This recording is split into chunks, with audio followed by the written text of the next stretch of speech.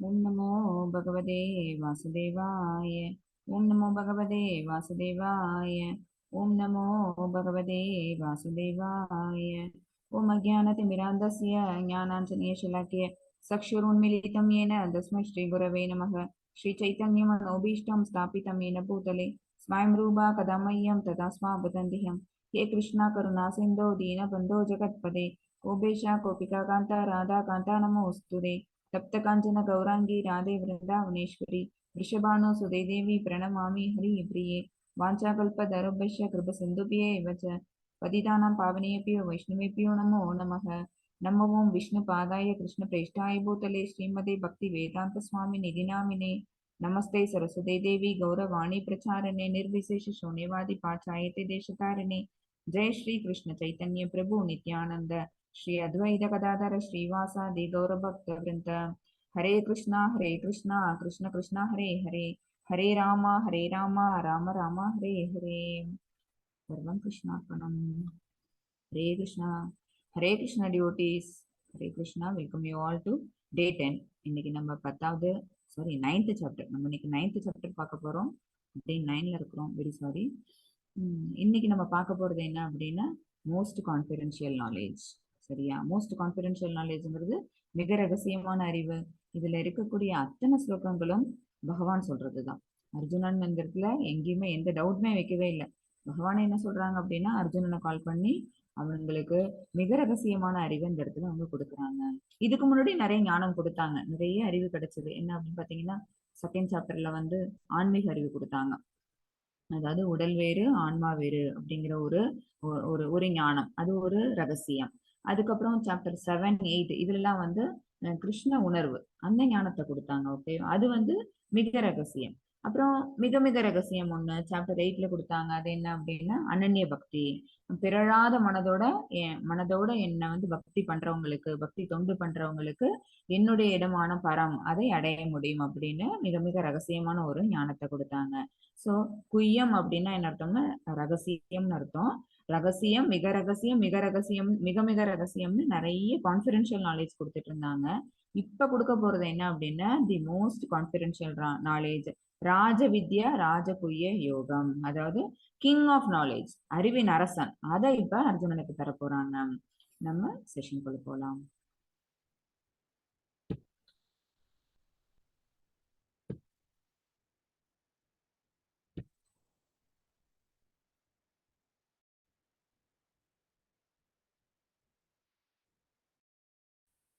Durga screen தெரியுது? S Mataji, கிளியரா இருக்கு. ஹரே கிருஷ்ணா. சாப்டர் 9 ராஜவித்யா ராஜகுய்ய யோகம், மிகவும் ரகசியமான அறிவு. ராஜ வித்யா அப்படின்னா என்ன அர்த்தம் அப்படின்னா கிங், அதாவது இருக்கக்கூடிய நாலேஜ்லயே வந்து அரசன் மாதிரி இருக்கக்கூடிய ஒரு நாலேஜை இப்ப கொடுக்க போறாங்க அர்ஜுனனுக்கு. இந்த நாலேஜ் கிடைச்சிருச்சு அப்படின்னா பகவானை நம்மளால எப்படி பிறழாத மனத்தோட அவங்களை அடைய முடியும், அவங்களுக்கான பக்தி தொண்ட அந்த செயல்பாடுகள் நம்ம அமைச்சுக்க முடியும் அப்படிங்கிற வழிமுறை நமக்கு தெரிஞ்சிடும். சரியா? இந்த சாப்டருக்குள்ள இப்ப நம்ம என்றாகலாம். அதுக்கு முன்னாடி ஸ்ரீ ஸ்ரீ ராதா கோவிந்தா இஸ்கான் மங்களூரு டைட்டிஸுக்கு நம்மளோட பிரார்த்தனைகளை தெரிவிச்சுப்போம். ஹரே கிருஷ்ண கிருஷ்ண கிருஷ்ண ஹரே ஹரே, ஹரே ராம ராம ராம ஹரே ஹரே. அத்தியாயம் 8 நம்ம நேற்று பார்த்தது அது பரத்தை அடைதல், அக்ஷர பிரம்ம யோகம். அதில் நம்ம பார்த்தோம் உலகம் அப்படிங்கிறது இந்த இந்த அசாஸ்வதமான உலகங்கிறது துக்காலயம். இந்த துக்காலயத்தை விட்டுட்டு நம்ம எங்க போகணும் அப்படின்னா சாஸ்வதமான என்றும் நித்தியமான, அது என்ன அழிவே இல்லாத இம்மார்டல் அந்த பிளேஸ்க்கு நம்ம போகணும். சரியா? அங்க போயிட்டு தொடர்ந்து நம்மளுடைய பக்தி சேவை பகவானை கழிச்சுக்கிட்டே இருக்கணும் அப்படிங்கிறதா எந்த ஒரு பக்தனும் விரும்பக்கூடிய ஒரு விஷயம். இப்ப சாப்டர் 9 இதுல வந்து மொத்தம் 3 தலைப்புகள்ல இந்த அத்தியாயத்தை நம்மளால பிரிக்க முடியும். ஒண்ணு பகவத் ஐஸ்வர்ய ஞானம். ஃபர்ஸ்ட் ஞானத்தை கொடுக்குறாங்க பகவான். 9.1ல இருந்து 10 வரைக்கும் அந்த ஸ்லோகங்கள் இருக்குது. கிருஷ்ணரை அணுகும் வழிகள், அவங்கள நம்மளால எப்படி ரீச் பண்ண முடியும். சரியா? எந்த மாதிரியான பக்தி தொண்டு சேவை எல்லாம் பண்ணணும் அப்படின்னா பகவான் அடைய முடியும், பகவான் இருப்பிடத்தை நம்ம அடைய முடியும். இப்ப இதுல வந்து இந்த சாப்டர்ல நம்ம ஒண்ணு பார்ப்போம். பகவான் அன்னையில மத்தவங்களெல்லாம் நம்ம வழிபட்டோம், தேவதேவி வழிபாடு, பித்ருக்கள் வழிபாடு, பூதகணங்கள் வழிபாடு, அவங்களெல்லாம் வழிபட்டோம் அப்படின்னா அவங்க எல்லாம் இறப்பிற்கு பிறகு எங்க செல்வார் அப்படிங்கறதெல்லாமும் இதுல பகவான் சொல்லியிருப்பாங்க. 9.11ல இருந்து 25 வரைக்கும் அதெல்லாம் விளக்கப்பட்டிருக்குது. அடுத்தது பிரத்யேக பக்தியின் இனிமை, பகவான் மேல பக்தி செலுத்துறோம் அப்படின்னா அனன்ய சேதா அப்படின்னா அது என்னன்னா பிறழாத மனதுடன். எப்பவுமே பகவானை பத்தின அந்த எண்ணம் வந்து நம்ம மனசுல இருந்துகிட்டே இருந்துன்னு வச்சுக்கோங்களேன், நம்மளோட செயல்பாடுகள் எல்லாமே அவங்களுக்கு தொண்டாதான் செய்யணும் அப்படின்னு நம்ம அமைச்சுப்போம். அதுதான் வந்து பிரத்யேக பக்தி, அதாவது நிஷ்காம கர்மயோகம். சரியா? அது வந்து 9.26 இருந்து 34 வரைக்கும் சொல்லப்பட்டிருக்குது. நிறைய இம்பார்ட்டன்ட் ஸ்லோகாஸ் இந்த சாப்டர்ல உண்டு. நீங்க அதெல்லாம் நோட் பண்ணிக்கோங்க நான் சொல்லும் போது. ஹரே கிருஷ்ணா மாதாஜி. 9.1. हरे कृष्ण माताजी। ओम श्री परमात्मने नमः। अथ नवमोऽध्यायः राजविद्या राजगुह्य योगः। श्री भगवान् उवाच इदं तु ते गुह्यतमं प्रवक्ष्याम्यनसूयवे ज्ञानं विज्ञानसहितं यज्ञात्वा मोक्ष्यसे शुभात्। हरे कृष्ण माताजी। புருஷோத்தமரான முழுமுதற் கடவுள் கூறினார், எனது அன்பு அர்ஜுனா. இதுல இருக்கிற 34 ஸ்லோகங்களும் பகவான் உவாச்சதான். ஓகேவா? சோ பகவான் சொல்றாங்க, நீ என்றுமே என்னிடம் பொறாமை கொள்ளாதவன் என்பதால் எதனை அறிவதால் ஜட உலகின் துன்பங்களிலிருந்து விடுதலை அடைவாயோ அந்த மிக ரகசியமான ஞானத்தையும் விஞ்ஞானத்தையும் உனக்கு நான் அளிக்கிறேன். ஞான விஞ்ஞான சகிதம் யஜ்ஞாத்வா மோக்ஷேசே சுபாத். எது உன்னை மோட்சத்துக்கு கொண்டு செல்லுமோ, மோட்சத்துக்கு போறதுக்கு போன சாப்டர்ல பார்த்தோம், 8th சாப்டர்ல பரத்தை அடைதெல்லாம் மோட்சம் நம்ம போகணும்னா எப்ப நம்மளோட உடலை இந்த ஆத்மாவானது விடணும் அப்படின்னு அது வந்து நம்மளால என்ன செய்ய முடியாது, நிர்ணயம் பண்ண முடியாது. இந்த நேரத்துல இந்த மாசத்துல இந்த காலகட்டத்துல நம்மளோட உடலை விட்டு இந்த உயிர் போகணும் அப்படிங்கிறது வந்து சாதாரண மனிதர்களால நிர்ணயிக்க முடியாது. ஏதாவது அஷ்டமா சித்திகள்ல ஏதோ ஒரு சித்தியை கைவர பெற்றிருக்க ஒரு யோகிகளால என்ன பண்ண முடியும், அந்த மாதிரியான ஒரு எஃபெக்ட் எல்லாம் உண்டு பண்ணிக்க முடியும். பட் நம்ம எல்லாம் சாதாரண ஆத்மாக்கள், நம்ம எல்லாம் பக்தர்களான ஒழிய நமக்கு என்ன நடக்காது, அந்த மாதிரி அந்த பர்டிகுலர் டயத்துல நம்மளோட உடல் விட்டு இந்த உயிரானது போகாது. இந்த ஆத்மா வந்து ஆன்மீக உணர்வை கொண்டு செல்லாது. சரியா? சோ அப்ப நம்ம என்ன செய்யணும், பக்தனாகணும். பக்தனாகிறதுக்கு நமக்கு என்ன ஃபர்ஸ்ட் குவாலிட்டி வேணும் அப்படின்னா, பகவான் மேல பொறாம இருக்கக்கூடாது. அவங்க எதை பார்த்து நம்ம அவங்கள பார்த்து நம்ம பொறாமப்பட போறோம் அப்படின்னா, அவங்கள்ட்ட இருக்கக்கூடிய பகவான் அப்படிங்கிற சொல்லே என்னன்னு சொல்லியிருக்கோம், அவங்கள்ட்ட இருக்கக்கூடிய 6 ஐஸ்வர்யங்கள், உன்னதமான 6 ஐஸ்வர்யங்களை அவங்க கொண்டவங்க. ஓகேவா? எல்லா செல்வம், எல்லா அழகு, எல்லா அறிவு, எல்லா வலிமை, எல்லா துறவு, எல்லா புகழ். ஓகேவா? இந்த 6ம் அவங்கள்ட்ட வந்து ஃபுல்ஃபில்டா இருக்குது. ஓகேவா? இந்த மாதிரி அவங்க இதெல்லாம் அப்யூலன்சஸ் சொல்லுவோம். இந்த ஐஸ்வர்யங்கள் என்னன்னு சொல்லுவாங்க அப்படின்னா அப்யூலன்சஸ். இது எல்லாமே அவங்க நிரம்ப பெற்றவங்க. அப்புறம் அவங்க கிட்ட அது மட்டுமா இருக்குது, டிஃபரெண்ட் பொட்டன்சிஸ் இருக்குது. என்னென்ன potencies? Original potency, internal potency, external potency. ஓகேவா? எக்ஸ்டர்னல் பொட்டன்சி மூலமா தான் அவங்க அந்த ஜடசக்தி உருவாக்குறாங்க. இன்டர்னல் பொட்டன்சி மூலமா தானே ஸ்வயம் இங்க தோன்றுறாங்க, யுகம் தோறும் தோன்றுகிறேன்னு சொல்றாங்க. சரி, அப்புறம் அவங்கள்ட்ட இன்னும் 2 எனர்ஜிஸ் இருக்கு. அவங்க ஒரு எனர்ஜெட்டிக் பர்சன், எனர்ஜியை கொடுக்குறாங்க. என்னென்ன energy? Superior energy, inferior energy. தாழ்ந்த சக்தி, இன்னொன்னு உயர்ந்த சக்தி. சரியா? தாழ்ந்த சக்தி எது அப்படின்னு பாத்தீங்கன்னா இந்த மெட்டீரியல் நேச்சர். உயர்ந்த சக்தி எது அப்படின்னு பாத்தீங்கன்னா இந்த ஸ்பிரிச்சுவல் நேச்சர். இவ்வளவும் இது எல்லாமே நம்ம சோஃபார் 7th 8th சாப்டர் வரைக்கும் நம்ம பார்த்திருக்கிறோம். இந்த எல்லா விஷயங்களையும் பார்த்து யார் பொறாம கொள்ளுவா அப்படின்னா, நிச்சயமா அபக்தர்கள், அதாவது அல்லது வேற எப்படி சொல்லலாம் அப்படின்னா அசுரர்கள், அசுர குணம் கொண்டவர்கள், நாத்திகவாதிகள். இவங்க எல்லாம் என்ன செய்வாங்க அப்படின்னா பகவான் மேல பொறாமைன்னு இருக்கும். பட் அர்ஜுனனுக்கு என்ன கிடையாது, பகவான் மேல பொறாமைங்கிறது கிடையாது. அதனால உனக்கு நான் இந்த ரகசியத்தை நான் உனக்கு சொல்றேன். இந்த ரகசியத்தை தெரிஞ்சுக்கிட்டா என்ன எஃபெக்ட் அப்படின்னு பாத்தீங்கன்னா, ஜட உலகின் துன்பங்களிலிருந்து, ஏன் லாஸ்ட் சாப்டர்ல பகவான் சொல்லிட்டாங்க, துக்காலயம் அசாஸ்வதம். இந்த ஜட உலகத்துக்கு அவங்க சொன்னது என்ன, துக்காலயம், ஃபுல்லா துன்பங்கள் சூழ்ந்த உலகம் இது. இந்த துன்பங்களிலிருந்து விடுதலை அடைந்து எங்க போகணும், பகவானுடைய இடத்துக்கு நம்ம போகணும். அது போகணும் அப்படின்னா நம்ம என்ன பண்ணணும் அப்படிங்கிற அந்த ஞானம் விஞ்ஞானம் ரெண்டுத்தையும் பகவான் இப்ப அர்ஜுனனுக்கு கொடுக்க போறாங்க. 9.2 மதர்ஸ். राजविद्या राजगुह्यं पवित्रम् इदम् उत्तमं प्रत्यक्षावगमं धर्म्यं सुसुखं कर्तुम् अव्ययम्. हरे कृष्ण माताजी। ஹரே கிருஷ்ணா. இது இம்பார்ட்டன்ட் ஸ்லோகா. ராஜவித்யா ராஜகுஹ்யம். இந்த அறிவு கல்வியின் அரசனும் எல்லா ரகசியங்களிலும் மிக ரகசியமானதும். இதுவரைக்கும் சோஃபார் சொல்லப்பட்ட அத்தனை ரகசியமே என்ன அப்படின்னா குய்யம் தான். குய்யம், குய்யத்தரம், குய்யத்தமம் அப்படின்பாங்க. ஓகேவா? செகண்ட் சாப்டர்ல சொன்னது அந்த ஆன்மீக ஞானம் இருக்கு பாத்தீங்களா, ஆத்மா வேறு உடல் வேறுங்கிறது, அது குய்யம், ரகசியம்.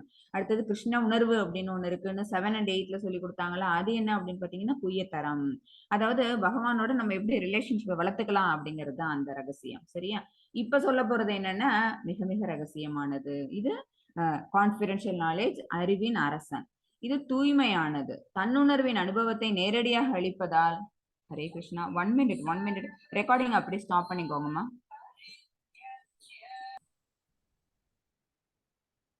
Sorry devotees. தன்னுணர்வின் அனுபவத்தை நேரடியாக அளிப்பதால் இதுவே தர்மத்தின் பக்குவ நிலையாகும். இது தன்னுணர்வின் அனுபவம்னா என்ன அர்த்தம் அப்படின்னா, எகெயின் அதே கான்செப்ட் தான் வருது. பாடி வேற சோல் வேற அப்படிங்கிற அந்த கான்செப்ட் தான் வருது.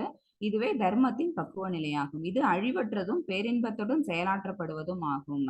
தர்மத்தின் பக்குவ நிலைன்னா, இப்போ நம்ம வந்து இந்த ஆத்மா வேறு உடல் வேறு அப்படின்னு தெரிஞ்சதுன்னா மட்டும்தான் உடலால செய்யக்கூடிய விஷயங்கள் எதுவுமே அல்லது உடல்ல நடக்கக்கூடிய விஷயங்கள் எதுவுமே என்ன பண்ணிடும் அப்படின்னா ஆத்மா அல்லது ஆன்மீக உணர்வு வந்து பாதிக்கும் அப்படிங்கிற அந்த விஷயம் அவங்களுக்கு புரிய வரும். ஓகேவா? சோ உடல் தானே, இது வேற தானே சொல்லியாச்சுன்னு சொல்லிட்டு நம்ம புலன்களை வச்சுட்டு நம்ம என்ன செய்யக்கூடாது அப்படின்னா தப்பான விளைவுகள் கொடுக்கக்கூடிய விஷயங்களை செய்யக்கூடாது. ஏன் அப்படின்னா அது நமக்கு பாவத்தை தான் சம்பாதிச்சு தரும். பாவ விளைவுகளுக்கு ஒரு ஆன்மா ஆட்படுது அப்படின்னா என்ன அர்த்தம்? அந்த ஆன்மா குடிகொண்டுள்ள அந்த உடலானது அந்த பாவ செயல்களை செய்ய தூண்டி இருக்குது, செய்திருக்குதுன்னு அர்த்தம். ஓகேவா? அந்த பாவம்ங்கிறது என்ன அப்படின்னு பாத்தீங்கன்னா ஜென்ம ஜென்மாந்திரத்துக்கு தொடர்ந்து வந்துகிட்டே இருக்கும். சரியா? அதை தீக்கிற வரைக்கும், அந்த கடன் அப்படிங்கிறது அடைபடுற வரைக்கும் நம்ம என்ன செஞ்சாகணும் அப்படின்னா மேல மேல வேற வேற உடல் எடுத்து இங்க பிறவி அப்படிங்கிறது வந்துட்டு தான் இருக்கணும். அது எப்படி இருந்த பாவம் அப்படின்னு இருக்கும்னு பாத்தீங்கன்னா, இப்ப லைட்டா சொல்றேன், உங்களுக்கு ஹையர் கிளாஸ் போகும்போது இன்னும் நல்லாவே புரியும். அந்த பாவங்கிறது வந்து விதையா இருக்கும். சரியா? அப்புறம் சிலது வந்து பழமா இருக்கும், சிலது இன்னும் வந்து அந்த விதை ஸ்டேஜுக்கே வந்திருக்காது அப்படின்னு சொல்லுவாங்க. ஓகே, பிராரப்தம், அப்பிராரப்தம், குடம், பீஜம் அப்படின்னு சொல்லிட்டு அந்த பாவத்தை வந்து 4 நிலைகள் பிரிச்சிருப்பாங்க. அதாவது இன்னும் விதையாகவில்லை, அப்புறம் விதையாக இருக்குது, அப்புறம் சற்று பழுத்து இருக்குது, அப்புறம் பழுத்த பாவங்கள்ல நம்ம இம்மிடியட்டா நெக்ஸ்ட் ஜென்மா எடுத்து நம்ம எந்த பாவ கணக்கு தீப்போம் அப்படின்னா எது பழுத்து இருக்குதோ அந்த பாவ கணக்கு தீப்போம். இன்னும் மிச்சம் எல்லாம் இருக்குது, அதெல்லாம் காலி பண்றதுக்காக எவ்ரி டைம் நம்ம என்ன செஞ்சாகணும் அப்படின்னு பாத்தீங்கன்னா வேற வேற உடல் எடுத்து இந்த ஆத்மாவானது இங்க தோன்றிக்கிட்டே தான் இருக்கணும். சரியா? இதுதான் இந்த தன்னுணர்வின் அனுபவம்ங்கிறது. இந்த பாவங்கள் இத்தனை இருக்குது, காத்திருக்கக்கூடிய பாவம் இருக்குது, பழுத்த பாவங்கள் இருக்குது, விதையாக உள்ள பாவங்கள் இருக்குது, இன்னும் விதையாக ஆகாம இருக்கக்கூடிய பாவங்கள். இவ்வளவு இருக்கிறத நம்ம எதை வச்சு நம்மளால கிளென்சிஃபை பண்ண முடியும், எதை வச்சு நம்ம வந்து கிளியர் பண்ண முடியும் அப்படின்னு பாத்தீங்கன்னா பை டூயிங் டிவோஷன் சர்வீஸ். ஏன்னா பக்தி தொண்டை தான் என்னன்னு சொல்லியிருக்கிறோம், பவித்ரம் உத்தமம். ஓகேவா? அதுதான் என்ன அப்படின்னு பாத்தீங்கன்னா மேல போட்டிருக்கல அந்த டேர்ம்ஸ். பவித்ரம் தூய்மையானது, நம்மள தூய்மைப்படுத்தக்கூடியது.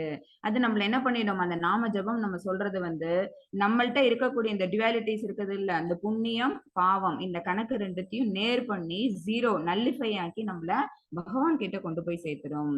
அதுதான் அழிவற்றதும் பேரின்பத்துடன் செயலாற்றப்படுவது எது அப்படின்னா நம்ம தன்னை உணர்ந்த பிறகு ஆகா இந்த மாதிரியான பாவ விளைவுகளுக்கு நம்ம ஆட்பற்றுவோம் அப்படின்னு நம்ம விளைவுகளை பத்தி நம்ம சிந்திச்ச விட்டு நம்ம செய்ய வேண்டியது என்ன அப்படின்னா we have to cleansify ourselves. எப்படி கிளென்சிஃபை பண்ணிக்கணும்? பகவானுக்கு பக்தி தொண்டு புரியறது மூலமா அல்லது சிம்பிளி பை சாண்டிங். ஓகேவா? இதெல்லாம் பண்ணோம் அப்படின்னா அந்த பக்தி தொண்டின் சக்தியானது நம்மள என்ன பண்ணிடுது அப்படின்னு பாத்தீங்கன்னா அழிவற்ற ஒரு பாதைக்கு நம்மளை கொண்டு போய் சேர்த்துறது.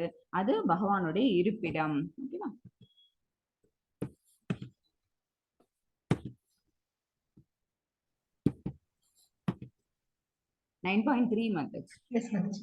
அஸ்ருத்ததானா புருஷா தர்மஸ்யாஸ்ய பரந்தப அப்ராப்ய மாம் நிவர்த்தந்தே மிருத்யு சம்சார வர்த்மனி. ஹரே கிருஷ்ணா மாதாஜி. ஹரே கிருஷ்ணா. எதிரிகளை வெல்வோனே, இந்த பக்தி தொண்டில் நம்பிக்கையற்றவர்கள் என்னை அடைய முடியாது. ரெண்டாவது குவாலிட்டி சொல்லிட்டாங்க. ஃபர்ஸ்ட் குவாலிட்டி என்ன இருக்கணும் அப்படின்னா பொறாமை இருக்கக்கூடாது, ரெண்டாவது நம்பிக்கை வேணும். இந்த பக்தி தொண்டில் நம்பிக்கையற்றவர்கள் என்னை அடைய முடியாது. இதை செய்ய சொல்றாங்க, இதை செஞ்சா வந்துருமா, இதை செஞ்சா நடந்துருமா, பூஜை ஏதாவது நம்ம ஒரு பிராயச்சித்தம் பண்றதுக்காக கேட்டோம்னு வச்சுக்கோங்களேன், இதெல்லாம் பண்ணுங்க சரியாயிடும், இது வரைக்கும் நடந்துட்டு இருந்த கஷ்டம்லாம் உங்களை விட்டு விலகிடும் அப்படின்னா அதுல 1000 கொஸ்டின்ஸ் வைப்பாங்க. ஓகேவா? ஏதோ நமக்குன்னு ஒரு பாதை கிடைச்சிருக்குதே இதை செஞ்சு பார்ப்போம் அப்படின்னு இல்லாம சில பேர் என்ன செய்வாங்க, அதுல நம்பிக்கையற்றத்தனமா பேசுவாங்க.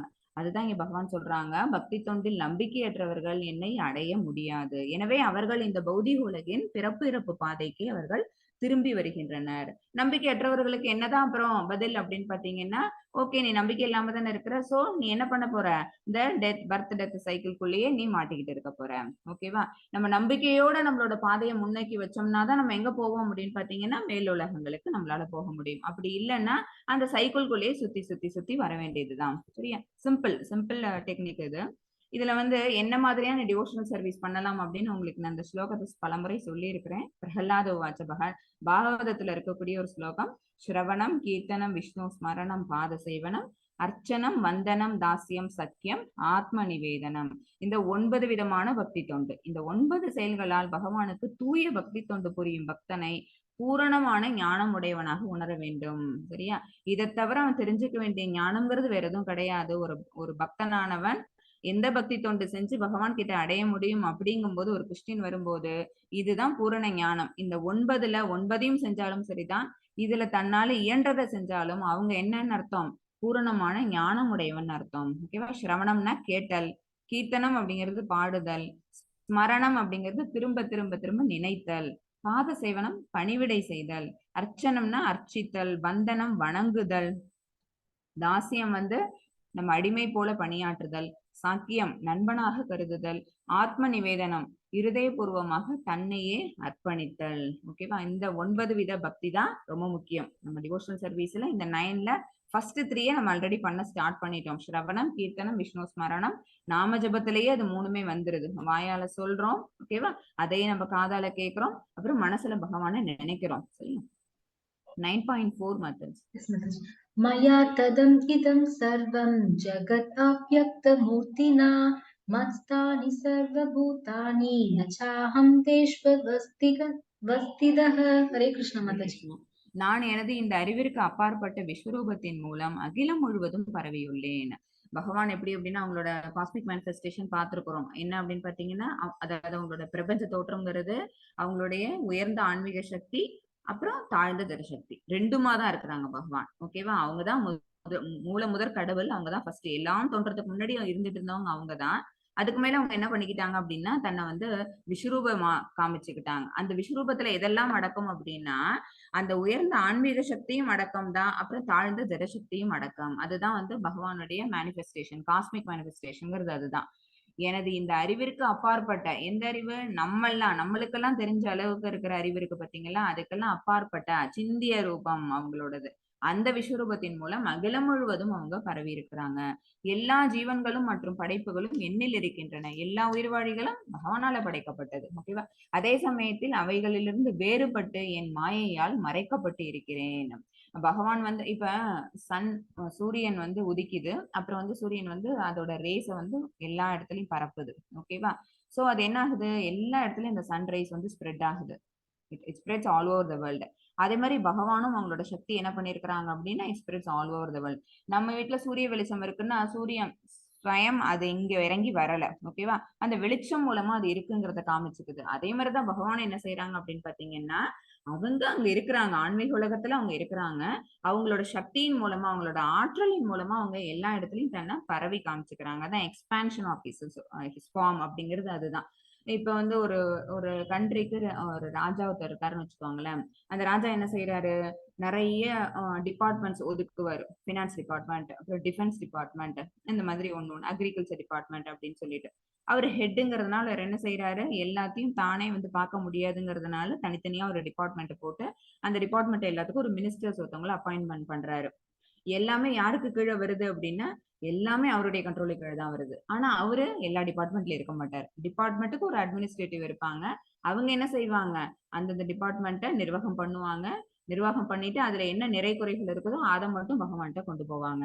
அந்த மாதிரிதான் பகவான் என்ன அப்படின்னு பாத்தீங்கன்னா எல்லா பிரபஞ்சங்கள் எல்லாத்தையும் உருவாக்கினாலும் கூட எல்லாமே அவங்களுக்கு கீழே தான் வந்தாலும் கூட அவங்க அதுல இருந்து வேறுபட்டுதான் இருக்கிறாங்க. யாருக்கு? அவங்கள பத்தி தெரியாதவங்களுக்கு, சரியா? நம்பிக்கையற்றவர்களுக்கு. பகவானை பத்தின அந்த ஒரு தன்னால சிந்திக்க முடியாத சக்தி இருக்கு பாத்தீங்களா, அந்த மாதிரியானவங்களுக்கு அவங்க எப்படி இருக்கிறாங்க அப்படின்னா மாயையால் மறைக்கப்பட்டு இருக்கிறேன். இது நாட் ஃபார் பக்தாஸ், சரியா? பக்தர்களுக்கு அந்த மாயையை தாண்டி கூட பகவானுடைய அந்த ரூபம் அப்படிங்கிறது தெரியும். அந்த இடத்துல இப்ப ஒரு இடத்துல ஒரு விளக்கு நின்று எரியுது அப்படின்னா கூட அதுக்கான காரணம் என்னங்கிறது தெரியும். இவ்வளவு காற்றடிக்கிற இடத்துல கூட இந்த விளக்கு நின்று எரியுது. அப்ப என்ன? பகவான் இருக்கிறாங்க, அவங்களுடைய ஆற்றல்ங்கிறது அந்த இடத்துல இருக்குது. ஓகேவா? அப்படிங்கிற அந்த நம்பிக்கை யாரு மனசுல மட்டும் இருந்துகிட்டே இருக்கும் அப்படின்னா சர்வமும் பக்தன் மனசுல மட்டும் இருந்துகிட்டே இருக்கும். 9.5 and 6 methods. Yes, Mataji. Nacha mastani bhutani pashya me yogam aishwaram bhuda prunacha bhudatstah mamatma bhuda bhavanah यदा काक्षस्थितो नित्यं वायु सर्वत्र को महान् तथा सर्वाणि भूतानि मत्स्थानीत्युपतर பதாரய. ஹரே கிருஷ்ணா மாதாஜி. ஹரே கிருஷ்ணா. இருப்பினும் படைக்கப்பட்டவை எல்லாம் என்னில் நிலை பெற்றிருக்கவில்லை. எனது யோகத்தின் ஐஸ்வர்யத்தை பார். நானே எல்லா உயிரினங்களையும் காப்பவன் என்ற போதிலும், எங்கும் நிறைந்துள்ளவன் என்ற போதிலும், நான் இந்த பிரபஞ்ச தோற்றத்தின் ஒரு பகுதி அல்ல. ஏனெனில் நானே படைப்பின் மூல காரணம். பரமபுருஷர் பகவான் இருக்காங்கல்ல, அவங்களோட தாழ்ந்த சக்தியோட தோற்றம் தான் என்னன்னு சொல்லியிருக்கிறோம். அவங்களோட இன்ஃபீரியர் எனர்ஜி, அதுதான் என்ன, இந்த ஜட உலகம். அதுதான் அவங்களோட அவங்கள்ட்ட இருந்து வந்த அந்த அந்த என்னன்னு சொல்லியிருக்கிறோம், நம்ம பகிரங்க சக்தின்னு சொல்லியிருக்கோமோ, அந்த பகிரங்க சக்திங்கிறது என்ன அப்படின்னு பாத்தீங்கன்னா அவங்களுடைய தாழ்ந்த ஜடசக்தி. அதனால தோற்றுவிக்கப்பட்டது எது அப்படின்னு பாத்தீங்கன்னா இந்த ஜட உலகங்கள். இந்த ஜடசக்தி என்ன ஆகுது அப்படின்னா மகத்தத்துவமா விரிவடையுது. அதுல விஷ்ணு பகவான் தன்னுடைய முதல் புருஷ அவதாரத்தை அங்க நிகழ்த்துறாங்க. காரணோதயக்ஷாய் விஷ்ணு, அப்புறம் கர்ப்போதயக்ஷாய் விஷ்ணு, அப்புறம் ஷீரோதயக்ஷாய் விஷ்ணுன்னு 3 விதமான படிநிலைகள் அவங்க என்ன பண்ணிக்கிறாங்க, தன்னை எக்ஸ்பேண்ட் பண்ணிட்டே வராங்க. அவங்க என்ன பண்றாங்க, அது ஒரு பிரபஞ்சங்கள் எல்லாத்தையும் உண்டு பண்றாங்க. ஒரு பிரபஞ்சத்துக்குள்ளயும் உள்நுழையிறாங்க. உள்நுழைஞ்சு அங்க பிரம்மாவை படைக்கிறாங்க. பிரம்மா மூலமா செகண்டரி கிரியேஷன்ங்கிறது நடக்குது. 84 லட்சம் ஸ்பீஷிஸ், அத்தனை உடல்களை கொண்டு அவ்வளவு கோடி, எண்ணற்ற கோடி உயிர்வாழிகளை அவங்க தோற்றம் பண்ணி வைக்கிறாங்க. அப்ப அவ்வளவு உயிர்வாழிகள் வராங்கல்ல, அவங்களோட விருப்பம் என்ன அப்படின்னா இந்த உலகத்தை ஆளணும், இந்த உலகத்துல நீண்ட நாள் வாழணும், இதுல சந்தோஷத்தை தூய்க்கணும் அப்படிங்கிறதுக்காக. சோ அந்த விருப்பத்தை நிறைவேற்றுறதுக்காக, உயிர்வாழியோட விருப்பத்தை நிறைவேற்றுறதுக்காக பகவான் என்ன பண்றாங்க, இந்த உலகத்தை படைக்கிறாங்க. இது நம்மளால சிந்தனை பண்ணி பார்க்க முடியுதா அப்படின்னு பாத்தீங்கன்னா நிச்சயமா சிந்தனை பண்ணி பார்க்க முடியாது. ஏன் அப்படின்னா அவங்களுடைய ஆற்றல்ங்கிறது மிகப்பெரியது. அதுதான் அந்த அச்சிந்திய பேத அபேத தத்துவம். நம்ம அச்சிந்தியன்னு நம்ம நிறைய வாட்டி சொல்லியிருப்போம். என்ன அப்படின்னா நம்மளோட சிந்தனைக்கு அப்பாற்பட்ட சக்தின்னு அர்த்தம். அச்சிந்திய பேத அபேத தத்துவம் அப்படிங்கிற ஒரு தத்துவம் யாரு கொடுத்தாங்க அப்படின்னா சைத்தன்ய மகாபிரபு அவங்களால சொல்லப்பட்டது. ஜீவாத்மாவுக்கும் பரமாத்மாவுக்கும் இடையே ஒரே சமயத்தில் உள்ள ஒருமை வேறுபாடு பற்றி இந்த கோட்பாடு. சரியா? இதுக்கு நான் 2-3 அனாலஜிஸ் உங்களுக்கு சொல்லி கொடுத்துருக்குறோம். என்னென்ன சொல்லியிருக்கிறோம், நம்ம ஒரு பெரிய கொழுந்து விட்டு எரியக்கூடிய நெருப்பு, அப்புறம் ஃபயர் ஸ்பார்க். ஒரு ஃபயரும் ஃபயர் ஸ்பார்க்கையும் நம்ம கம்பேர் பண்ற மாதிரி பரமாத்மாவையும் ஜீவாத்மாவையும் கம்பேர் பண்ணிக்கலாம். அப்புறம் தங்க மலை, அப்புறம் தங்க துகள்கள். ஓகேவா? அப்புறம் பிரபஞ்சத்துல இருக்கக்கூடிய அனைத்து இதையும் எடுத்துக்கோங்க. கடல் நீர் எல்லாத்தையும் எடுத்துக்கோங்க. ஓகேவா? கடல் நீர் எவ்வளவு பெருசு, அதுல இருந்து ஒரு சொட்டு நீர் அது நம்ம. சரியா? அந்த ஒரு சொட்டு நீரும் எப்படி இருக்கும், உப்பு கரிக்கும். அந்த கடல்ல இருக்கக்கூடிய நீரும் எப்படி இருக்குன்னா உப்பு கரிக்கும். ரெண்டுமே என்ன அப்படின்னா ஒரே மாதிரி டேஸ்ட கொடுக்கும், ஆனா அளவுல ரெண்டும் வெவ்வேறு. இதுதான் பேத அபேத தத்துவம்ங்கிறது. ஓகேவா? சோ நம்மளால பகவானுடைய இந்த ஆற்றல்களை என்ன செஞ்சுக்க முடியாது, புரிஞ்சுக்க முடியாது. நம்ம அவங்கள்ட்ட இருந்து பிரிஞ்சு வந்த நம்மதான்னாலும் அவங்களோட சக்தியில ரொம்ப ரொம்ப ரொம்ப பிராக்மெண்ட் ஆஃப் த எனர்ஜி தான் நம்ம கிட்ட இருக்குங்கிறதுனால நம்மளால என்ன செய்ய முடியாது, அதை நம்மளால கற்பனைக்கு கூட எட்டாத ஒரு விஷயம் ஆயிடுது. எங்கும் வீசிக்கொண்டுள்ள பலத்த காற்று எவ்வாறு எப்போதும் ஆகாயத்தின் உள்ளதோ அது போலவே படைக்கப்பட்டவை அனைத்தும் எண்ணில் அமைந்துள்ளதை அறிவாயாக. காற்று ஆகாயத்துல வீசுது, அந்த ஆகாயத்தை தாண்டி இந்த காற்றானது போகாது. அது போலவே படைக்கப்பட்டவை அனைத்தும் பகவான்கிட்ட இருந்து தான் எல்லாருமே பிரிஞ்சு வந்துட்டோம். சரியா? அவங்களோட பார்ட் அண்ட் பார்சல் தான் நம்மன்னு சொல்லியிருக்கிறோம். பிரிஞ்சு வந்தாலும் கூட நம்ம என்ன ஆகல, பகவான்கிட்ட தனிமைப்பட்டு போகல.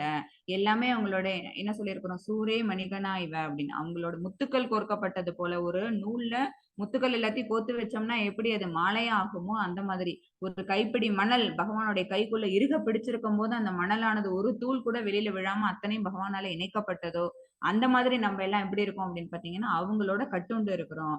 அவங்க கை அப்படி விரிச்சுட்டாங்கன்னு வச்சுக்கோங்களேன், எல்லாருமே செதறி போயிடுவாங்க. ஓகேவா? எல்லாமே என்ன ஆயிடும், பகவான் படைச்ச அந்த விஷயங்கள் எல்லாமே அவங்களை விட்டு கை நழுவி போற மாதிரி இருக்கும். பட் அதை செய்யறாங்களா அவங்க, ஹி இஸ் த மெயின்டைனர். ஓகேவா? அவங்கதான் அதை கிரியேட் பண்றதுங்கிறதுனால இங்க எல்லாமே எப்படி இருக்கு அப்படின்னா அவங்களோட சக்தியின் கீழே தான் எல்லாமே கட்டுண்டு இருக்குது. அது ஒரு செயல் நடக்குது, ஐயோ இது நம்ம கைமீறி போயிடுச்சு, நம்ம இப்படி செய்யணும்னு நினைச்சோமே மாறிடுச்சு அப்படின்னு நம்ம நினைக்கலாம். மேன் ப்ரப்போசஸ் காட் டிஸ்போசஸ் அப்படின்னு சொல்லுவோம். ஓகேவா? பட் அது அப்படித்தான் நடக்கணும் அப்படிங்கிறது பகவான் விதிச்ச விதி. நம்ம மாத்தணும்னு நினைச்சோம் அப்படிங்கிறது அது நம்மளுடைய முட்டாள்தனம். அதுதான் ஒரு விஷயத்த நம்ம செய்யணும்னு நினைச்சிருப்போம், பட் அப்படி இல்லாம வேற மாதிரி நடந்திருக்கு அப்படின்னா அது என்ன அர்த்தம், பகவானுடைய சித்தம்ங்கிறது அதுதான். அவங்க எல்லாமே அவங்க படைச்சிருக்கிறாங்க. ஆனாலும் கூட அவங்கள விட்டு நம்ம ஃப்ரீயா இருக்கணும் அப்படின்னு நினைச்சோம்னாலும் கூட அந்த ஃப்ரீடம்ங்கிறத பகவான் என்னைக்குமே எங்கேயுமே கொடுக்கவே இல்லை. இதை நம்ம எப்படி புரிஞ்சுக்கலாம் அப்படின்னா, ஒரு பூ இருக்கு, நல்ல வாசனை மிக்க மலர் இருக்குது. ஓகேவா? அந்த மலர் அந்த வாசனையை நம்ம எப்படி உணர்வோம் அப்படின்னா அது பூவு. ஓகேவா? அதுல வாசனை இருக்குது. அதை நம்மளால எப்படி உணர்ந்துக்க முடியும்? அதை எடுத்து நுகர்தல் அப்படிங்கிற அந்த ஒரு விஷயத்த செஞ்சா மட்டும்தான். ஓகேவா? அந்த ஸ்மெல்லிங் ப்ராசஸ்ங்கிறது யாரு பண்ணணும்? உயிர்வாழியான நம்ம பண்ணோம்னாதான் அந்த மலருக்கு ஒரு மனம் உண்டு அப்படிங்கிற விஷயம் தெரியும். அதுதான் அந்த உணர்வு. அந்த உணர்வை எது கொடுக்குது? நம்ம செய்யக்கூடிய அந்த விஷயம் தான் கொடுக்குது. அந்த நுகர்தல்ங்கிற ப்ராசஸ யாரு? பகவான் சொல்லுவாங்க. ஓகேவா? அந்த ஒரு ஞானத்தை கொடுத்துருவாங்க. அந்த ஞானத்தை நம்ம எடுத்துக்கிட்டு அந்த பூவை எடுத்து வாசனை பண்ணி பார்க்கணும்ல. அப்பதானே நமக்கு என்ன தெரியும்? ஆஹா, இது மனமுள்ள மலர் அப்படிங்கிறது.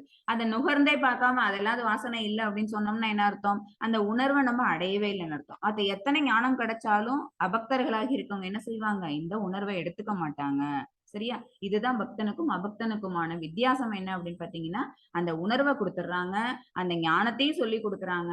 பூவை எடுத்து முகர்ந்து பார்த்தா மட்டும்தான் அதோட மனம் தெரியும் அப்படிங்கும் போது அப்பதான் நம்மளால ரிலேட் பண்ணி பார்த்துக்க முடியும். ஓ, இந்த மலர் இப்படி ஒரு வாசனை அடிக்குமா? ரோஜா மலருக்கு தனி வாசனை உண்டு. அப்புறம் ஒரு ஜாஸ்மின் ஃபிளவர் எடுத்தோம் அப்படின்னா முல்லை மலருக்கு இப்படி ஒரு வாசனை உண்டு அப்படிங்கிறது எப்ப தெரியும்? நம்ம நுகர்ந்து பாக்குறது மூலமா தான். அந்த ப்ராசஸ பண்ண சொல்றதுதான் அந்த உணர்வு. அந்த ப்ராசஸ பண்ணி பார்க்கணும் அப்படிங்கறது அந்த ஞானம். ஆனா அதை பண்ணாமே அது இல்ல நம்மளால சொல்லிட முடியாது இல்ல. ஓகேவா? அதுதான் நாத்திக கருத்துங்கிறது அதுதான் இல்லாமே. ஏன்னா பகவான் இதை செய்யன்னு சொல்லிட்டாங்க. இதுதான் அவங்க பண்றது. ஓகேவா? அவங்களுக்கு கட்டுப்பாட்டுக்கு நம்ம எல்லாம் இருக்கோம். ஆனாலும் ஒரு சில இடத்துல ஃப்ரீடம் கொடுத்துருக்காங்கன்னா என்ன அர்த்தம் அப்படின்னா இதெல்லாம் பண்ணுன்னு சொல்லியிருக்கிறாங்க. செய்யாம இருந்துட்டு நம்ம நம்பிக்கை இல்லாம இருக்கிறது. அந்த தனம்ங்கிறது என்ன அப்படின்னா அந்த ஞானத்தை பெற்றிருக்காத அந்த ஒரு விஷயத்தை தான் அந்த இடத்துல அது நம்ம குறிப்பிட்டாகணும். 9.8 and 9 methods. Yes, Mataji. Prakritim swamavashtapya visrujami punah punah bhudakramam imam krishnam avasham prakritirvashat मयात्यशेन प्रकृति सूयते सचराचरं हेदुनानेन कौन्तेय जगति परिवर्तते. हरे कृष्ण माताजी. ஹரே கிருஷ்ணா. பிரபஞ்ச தோற்றம் முழுவதும் எனக்கு கீழ்பட்டது. ஏன்னா பகவான்கிட்ட பிரிஞ்சு வந்தது அப்படிங்கறதுனால எல்லாமே பகவானுடைய கண்ட்ரோல்ல தான் இருக்குது. எனது விருப்பப்படி அது மீண்டும் மீண்டும் தானாக படைக்கப்பட்டு இறுதியில் எனது விருப்பப்படி அடிக்கப்படுகின்றது. 8th சாப்டர்ல நம்ம இந்த விஷயத்த பார்த்திருக்கிறோம். பகவானுடைய ஒரு ஒரு மூச்சுக்கும் பிரபஞ்சங்கள் அத்தனையும் தோன்றுது. அந்த மூச்சு அவங்க உள்ளிழுக்கும் போது பிரபஞ்சங்கள் எல்லாம் பகவானுடைய போய் நம்ம எல்லாரும் பிரபஞ்ச தோற்றத்துல இருக்கக்கூடிய அத்தனை உயிர்வாழிகளும் அவங்கள்ட்ட போய் ஒடுங்கிடுறோம்னு. தனஞ்சயனே, இச்செயல்கள் எதுவும் என்னை பந்தப்படுத்த முடியாது. நடுநிலையில் அமைந்துள்ள நான் இந்த பௌதிக செயல்களிலிருந்து எப்போதும் விலகியுள்ளேன். இங்க நடக்கக்கூடிய விஷயங்கள் எல்லாமே யாரால அப்படின்னா உயிர்வாழிகளோட ஆசையால. என்ன ஆசை? அந்த மோகம். ஓகேவா? அடைய பெறணும், இந்த இந்த ஜட உலகத்தை ஆட்படுத்தணும், இதை ஆட்சி பண்ணணும் அப்படிங்கிற அந்த ஆசையின் காரணமா ஒரு உயிர்வாழியான் செய்யக்கூடிய எந்த செயல்களுக்கும் பகவான் என்ன கிடையாது? பொறுப்பு கிடையாது. ஏன் அப்படின்னா நம்ம ஆல்ரெடி இதுக்கு ஒரு அனாலஜி படிச்சிருக்கிறோம். இங்க செய்யக்கூடிய தவறுகள் எல்லாத்துக்கும் யார் ரெஸ்பான்சிபிலிட்டி எடுத்துக்கணும் அப்படின்னா அந்த உயிர்வாழி தான் ரெஸ்பான்சிபிலிட்டி எடுத்துக்கணும். ஒரு ஃபேக்டரியில நடக்கக்கூடிய ஒரு விஷயத்துக்கு யார் பொறுப்பாளி அப்படின்னா அங்க வேலை செய்யற தொழிலாளியை தானே தவிர அதோட முதலாளி கிடையாது. சரியா? ஃப்ரீவில் கொடுத்துருக்காங்க. அந்த ஃப்ரீவில்ல நம்ம என்ன பண்ணிக்கணும்? மிஸ்யூஸ் பண்ணக்கூடாது. சரியா? நமக்கு ஆன்மீக உணர்வும் இருக்கு, பௌதிக உணர்வும் இருக்கு. நம்ம எந்த பாதையை தேர்ந்தெடுக்கிறோமோ அதுக்கு தகுந்த மாதிரியான விளைவுகளுக்கு நம்ம ஆட்படுவோம். 9.10 methods.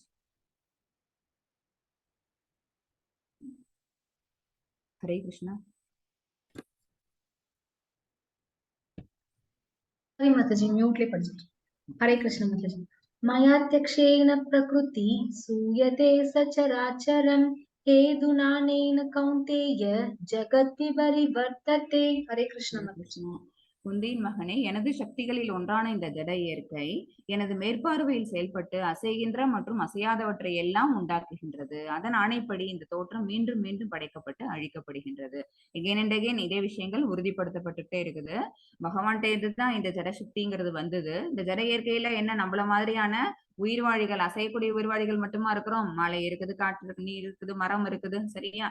எத்தனையோ எத்தனையோ விஷயங்கள் இதுல இருந்துகிட்டு இருக்குது. அசைகின்ற மற்றும் அசையாத எல்லாமே பகவானாலதான் தோற்றுவிக்கப்பட்டது. அதன் ஆணைப்படி இந்த தோற்றம் மீண்டும் மீண்டும் படைக்கப்பட்டு அழிக்கப்படுகின்றது. பகவானாலே இது என்ன ஆகுது அப்படின்னா ஒன்ஸ் கிரியேட் பண்ற மாதிரியே ஒரு டைம் டிவாஸ்டேட் ஆகும். மறுபடியும் பல கோடி ஆண்டுகளுக்கு அப்புறம் மறுபடியும் இது கிரியேட் பண்றாங்க, மறுபடியும் அதை மறைய வைக்கிறாங்க. 11, 12 ரெண்டு படிச்சிருங்க. अवजानन्ति मामूढा मानुषीन्दनुम् आश्रितं परं भावम् अजानन्तो मम भूतमहेश्वरम्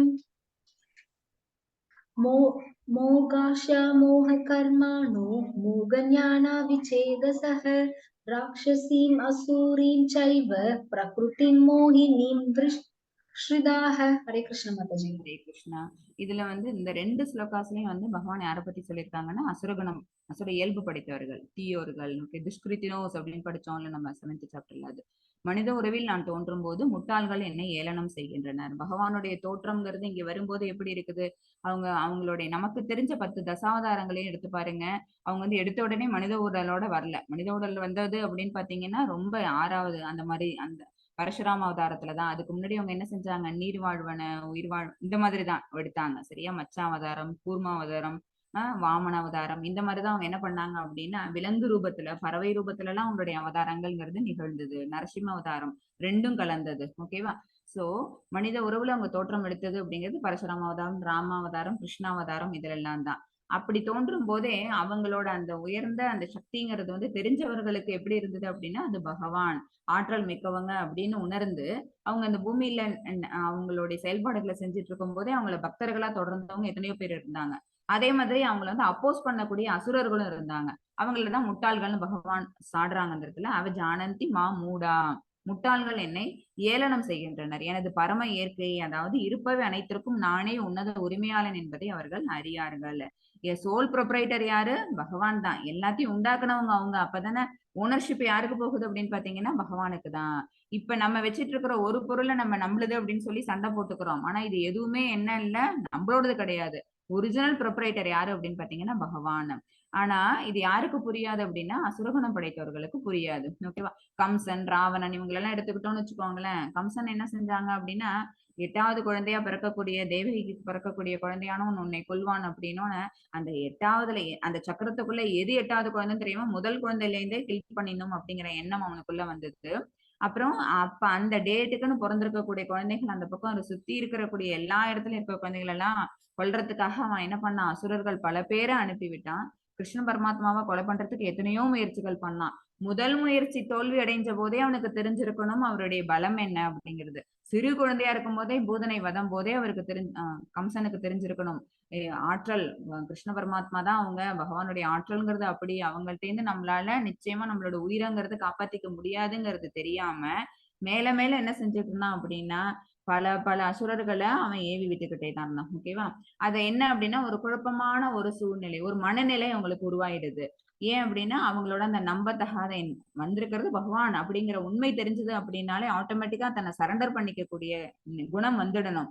ஆனா அவங்க நம்பாததுனால, பொறாமை கொண்டதுனால, அலட்சியம் காட்டினதுனால, ஏன்னா அசுரர்கள். ஓகேவா. ஏன்னா அவங்க அதர்மத்தின் வழி நிற்பார்கள். அப்ப என்ன ஆகும், ராட்சசத்தனமான கருத்துக்கள் தான் அவங்களுக்கு வரும். இவ்வாறு குழம்பியவர்கள் ராட்சசத்தனமான கருத்துக்களாலும் நாத்திக கருத்துக்களாலும் கவரப்படுகின்றனர். அத்தகு மயங்கிய நிலையில் அவர்களது முக்திக்கான ஆவல்கள், பலநோக்கு செயல்கள், அறிவு பயிற்சிகள் ஆகிய அனைத்தும் தோல்வி அடைகின்றன. கிருஷ்ணரை சாதாரண மனிதன் அப்படின்னு கருதுறவங்க. சரியா. இவங்க எல்லாருமே என்ன செய்வாங்க, என்ன மாதிரி கம்சன் விடுங்க, அடுத்தது ராவணன் பார்த்தோம்னு வச்சுக்கோங்களேன். ராவணன் சிறந்த சிவபக்தன். அவ்வளவு ஆற்றல்கள் அவன், அவ்வளவு பெனிடக்ஷன்ஸ் அவன் பகவான் கிட்ட வாங்கி வச்சிருந்தான். பட் எல்லாமே என்ன ஆயிடுச்சு, ராவணனுக்கு அழிவை நோக்கியே போனது. ஏன் அப்படின்னா அவன் கொண்ட மோகம், அந்த பெண் மேல கொண்ட மோகத்தினால அவன் என்ன தன்னுடைய பாதையை அழிவு பாதையை அவன் மாத்திக்கிட்டான். ஓகேவா. என்ன செஞ்சான், பகவானை பத்தி ஏளனம் பண்ணான். ராமபிரான் அவன் சாதாரண மனித உறவுல ஒரு காட்டுல ஒரு வில் அம்போடு தெரியக்கூடிய ஒருத்தவனா என்ன அடிச்சிட போறான். ஓகேவா. அந்த மாதிரியான ஒரு எண்ணம் அவனுக்கு வந்துருச்சு. அப்புறம் அவர் வச்சிருந்த அத்தனையும் யாரு அப்படின்னு பாத்தீங்கன்னா ஃபுல்லா இவ்வளவு பெரிய குரங்கு சேனை, ஆக்சுவலா வானர சேனை அவர் கூட்டிட்டு வந்தது. இந்த குரங்கு கூட்டங்களுக்கு முன்னாடி எங்களால நிச்சயமா என்ன செய்ய முடியும், அவங்க எல்லாரையுமே அடிச்சு காலி பண்ணிட முடியும் அப்படின்னு ஒரு என்ன இருந்தது, ஒரு அகம்பாவம் இருந்தது அவன்கிட்ட. அந்த அகம்பாவத்தின் காரணமா என்ன ஆயிடுச்சு அப்படின்னா அவனுக்கு அழிவுங்கிறது வந்தது. இதெல்லாம் எதனால அப்படின்னா அதர்மத்தின் வழி நிற்கும் போது அவங்களோட மனசு என்ன ஆயிடுது, சஞ்சலமாகுது, மனசு குழம்பிடுது. அவங்க ஆல்ரெடி அசுரர்கள், அவங்களுக்கு என்ன இருக்கும் அப்படின்னா நாத்திக கருத்துக்கள் தான் இருக்கும். பகவான் மேல அவங்களுக்கு என்ன இருக்காது, நம்பிக்கைங்கிறது இருக்காதுங்கிற காரணத்தினால அவங்க அது நாள் வரைக்கும் செஞ்சக்கூடிய எத்தனையோ பலநோக்கு செயல்களோ அறிவு பயிற்சிகளோ அவங்களுக்கு என்ன பண்ணாது, பலனை கொடுக்காது, நல்ல விளைவை கொடுக்காது, அத்தனையும் தோல்வியிலேயே முடிஞ்சிரும். இதெல்லாம் பக்தன் அல்லாதவர்களுக்கு நடக்கக்கூடியது. இப்ப பக்தர்களுக்கு என்ன அப்படிங்கறத மாதாஜி 13, 14 ரெண்டு வாசிங்க. Yes, Mataji. Mahatmanastu mam partha daivim prakrutim ashridaha bhajanyananya manaso jnatva bhudatim avyayam सततं कीर्तयन्तो मां यदन्तश्च दृढव्रतः नमस्यन्तश्च मां भक्त्या नित्ययुक्ता उपासते. हरे कृष्ण माताजी. ஹரே கிருஷ்ணா.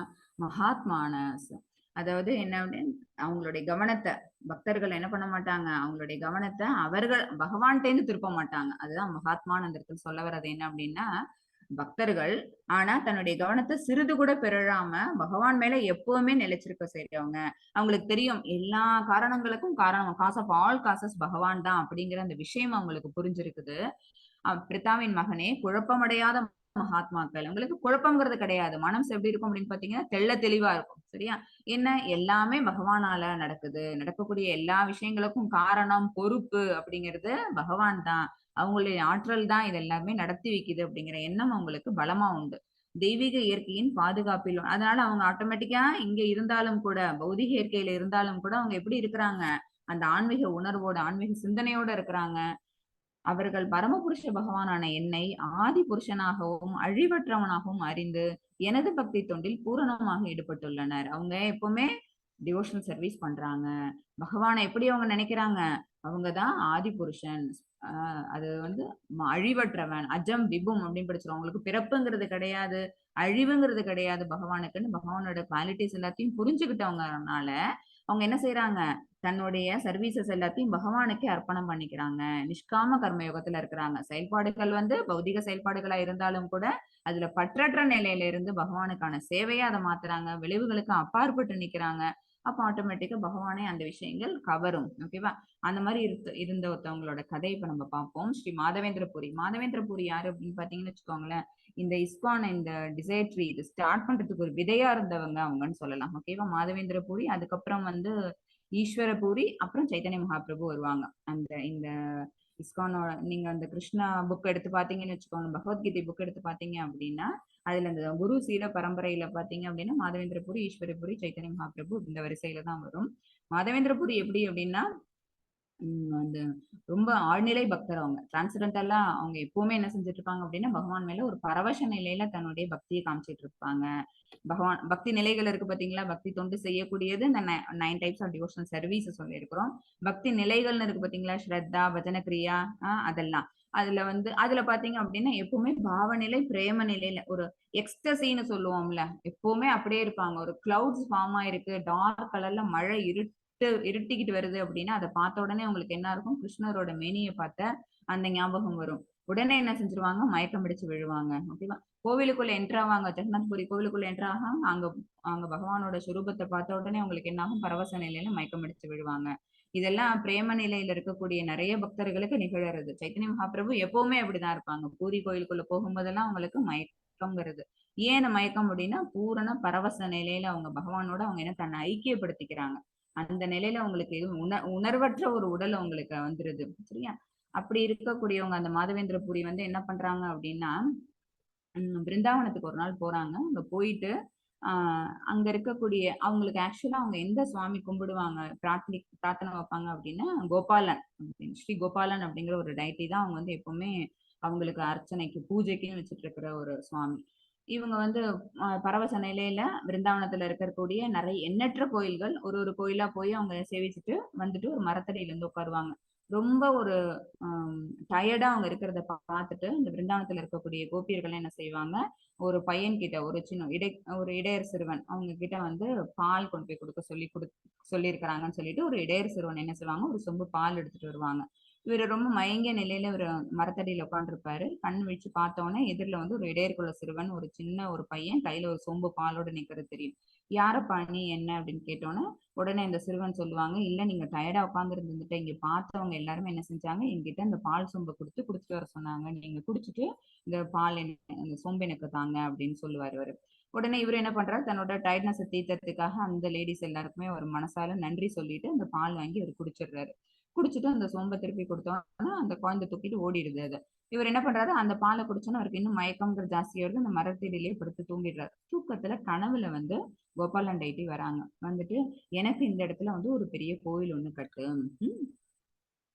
நீ எங்க இருக்கிற அப்படின்னு இவருக்கு அடுத்த சந்தேகம் வரும். எனக்கு இந்த இடத்துல ஒரு பெரிய கோயில் கட்டு விருந்தாவனத்துல அப்படின்னு கேட்டோன்னே, நீ எங்க இருக்க அப்படின்னோடனே, இங்கேருந்து சற்று தூரத்துல இருக்கக்கூடிய ஒரு புதர்ல ஒரு அந்தனர் வந்து மறைச்சு வச்சிட்டு இருக்கிறாங்க. அவங்க வந்து மத்தவங்க முகமதியர்களோட தொல்லை அந்த காலத்துல ஜாஸ்தி. அதனால என்ன மறைச்சு வச்சுட்டு டெய்லி மட்டும் அவங்க எனக்கு வெளியில எடுத்து எடுத்து பூஜை பண்ணிட்டு உள்ள தூக்கி வச்சிருக்காங்க. அந்த புதர்ல மறைஞ்சிட்டு இருக்கக்கூடிய என்ன வெளியில எடுத்து நீ வந்து எனக்கு மிகப்பெரிய ஆலயம் எழுப்பணும். ஆலயத்துக்கு பக்தர்கள் எல்லாரையும் நீ வர வைக்கணும். அன்னக்கூடம், அதாவது பிரசாத அன்னக்கூடம் நீ வந்து ஏற்படுத்தணும். நிறைய பேர் வந்து இங்க என்ன சந்தோஷமா சேவை பண்ணிட்டு அதுக்கப்புறம் அவங்க முனவருந்திட்டு செல்லணும். அந்த மாதிரி ஏற்பாடுகளை நீ பண்ணு அப்படின்னு சொன்னோன்னே அவரு போய் அந்த அந்த கோபாலன் டைட்டி எங்க மறைச்சு வச்சிருக்கிறாரோ அந்த அந்த பிராமணர் அவர்கிட்ட போய் கேட்கிறாரு. 2 பேருமா சேர்ந்து அந்த புதர்ல இருந்து அவர் வெளியில எடுக்கிறாங்க. எடுத்து நிதி பணம் சேர்த்து அவங்க கோவில் கட்டுறாங்க. மிக பிரம்மாண்டமான கோயில் கட்டிடுறாரு. கட்டிட்டு அவரு பகவான் கனவுல சொன்ன மாதிரியே டெய்லி டெய்லி ஆராதனைகள் பகவானுக்கு நடக்குது. எல்லா ஆரத்தியும் நடக்குது. மக்கள் அத்தனை பேர் வந்து வழிபடுறாங்க. எல்லாருக்கும் அன்னக்கூடத்துல பிரசாதம்ங்கிறது கொடுக்கப்படுது. இந்த மாதிரி இருந்துட்டு இருக்கு. அப்ப ஒரு நாள் இவருக்கு கனவுல வந்து அந்த கோபாலன் டைட்டி என்ன சொல்றாங்க, எனக்கு வந்து இந்த புதருக்குள்ளேயே இருந்ததுனால எனக்கு ரொம்ப ஹாட்டா நான் ஃபீல் பண்றேன். அதனால எனக்கு வந்து நீ ஜெகநாத் பூரி அதை தாண்டி ரிமூனான ஒரு ரிவர் இருக்குது. அந்த ஆற்றங்கரையில வந்து நிறைய சந்தனம் அதெல்லாம் கிடைக்கும்.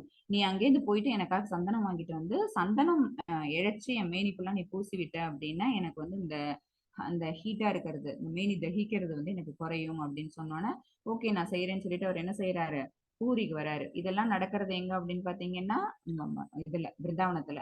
அவரு ஜெகநாத் பூரிக்கு வராரு. பூரிக்கு வந்துட்டு அவரு என்ன செய்யறாரு, அங்க இருக்கக்கூடிய சந்தனக்கட்டையெல்லாம் வாங்கிக்கிறாரு. அப்பெல்லாம் அந்த டாக்ஸ் எல்லாம் உண்டு. டாக்ஸ் பே பண்ண பில் எல்லாம் வேற காட்டி ஆகணும். ஒரு இடத்துல இன்னொரு இடத்துக்கு மரங்களை சும்மா எடுத்துட்டு போக முடியாது. இப்பயும் அதுதான். அப்ப அதனால உடனே அவர் என்ன அதுக்கான அந்த லெவி டாக்ஸ் போட்ட எல்லா பேப்பரையும் கையில வச்சுக்கிறாரு. யாரு கேட்டாங்கன்னாலும் கூட அதுக்கான காரணம் இதுதான் அப்படிங்கறத காமிச்சிட்டு அவர் வந்துட்டு இருக்கிறாரு. நைட் ஆயிடுது. அதனால என்ன செய்யறாரு, சரி பூரி கோவில்ல நம்ம தங்கிட்டு மறுநாள் நம்மளோட பிரயாணத்தை தொடருவோம் அப்படின்னு சொல்லிட்டு கோவில்ல தங்குறாங்க. தங்கும் போது அன்னைக்கு நைட்டு சுவாமிக்கு வந்து ஆராதனை காட்டுறாங்க. சரி நம்மளும் அதுல கலந்துக்கலாம் அப்படின்னு சொல்லிட்டு போய் பாக்குறாங்க. அப்ப அந்த பூரி ஜெகநாத் கோயிலுக்கு பக்கத்துல இருக்குது. ஜெகநாத் கோயிலே கிடையாது. அந்த அந்த டெம்பிள் பேர் கோபிநாதா டெம்பிள். கோபிநாத டெம்பிள்ல என்ன ஆகுது அப்படின்னு பாத்தீங்கன்னா 21 பானைகள், சரியா, அது ஃபுல்லா வெள்ளையா ஏதோ இருக்குது. பார்க்கவே ரொம்ப டெலிஷியஸா இருக்குது. அவருக்கு பார்த்தோன்னே ஆசை வருது, இது என்ன பிரசாதமா இருக்கும் அப்படின்னு சொல்லிட்டு அங்க இருக்கிற கோவில் அர்ச்சகர்கிட்ட கேட்கிறாரு. அர்ச்சகர் சொல்றாரு, இது வந்து ஸ்ரீராம் பால் அன்னம், இது நாங்க பாயசம் மாதிரி பண்ணுவோம், இது ரொம்ப ஸ்வீட்டா இருக்கும், இது பகவானுக்கு நாங்க நைவேத்தியம் கொடுப்போம், அப்புறம் அதை நாங்க வந்து பிரசாதமா இங்க இருக்கக்கூடிய மக்கள் அத்தனை பேருக்கும் கொடுப்போம் அப்படின்னு சொன்னோன்னே அதை இவருக்கு சாப்பிட்டு பார்க்கணும்னு ஆசை வருது. இவருக்கு அந்த டேஸ்ட் பண்ணணுங்கிற ஆசை வந்து எதனால அப்படின்னா தான் அதை அந்த சந்தோஷத்தை அனுபவிக்கணும்னு இல்லை, அதோட டேஸ்ட் எப்படி இருக்குன்னு தெரிஞ்சதுன்னா இதே டேஸ்ட் இதே ஷீராண்ணத்தை நம்ம வந்து நம்மளோட கோபாலன் டைட்டிக்கு செஞ்சு நம்ம நைவேத்தியம் பண்ணலாமே அப்படிங்கிற ஆசையினால சாப்பிடணும்னு நினைக்கிறாரு. பட் அதை கேட்கறதுக்கு அவருக்கு ஒரு மாதிரி இருக்கு. அதனால போயிட்டு அந்த அந்த ஆற்றங்கரையிலேயே ஒரு இடத்துல இருக்கக்கூடிய ஒரு ஒரு மூலையில உட்கார்ந்துடுறாரு.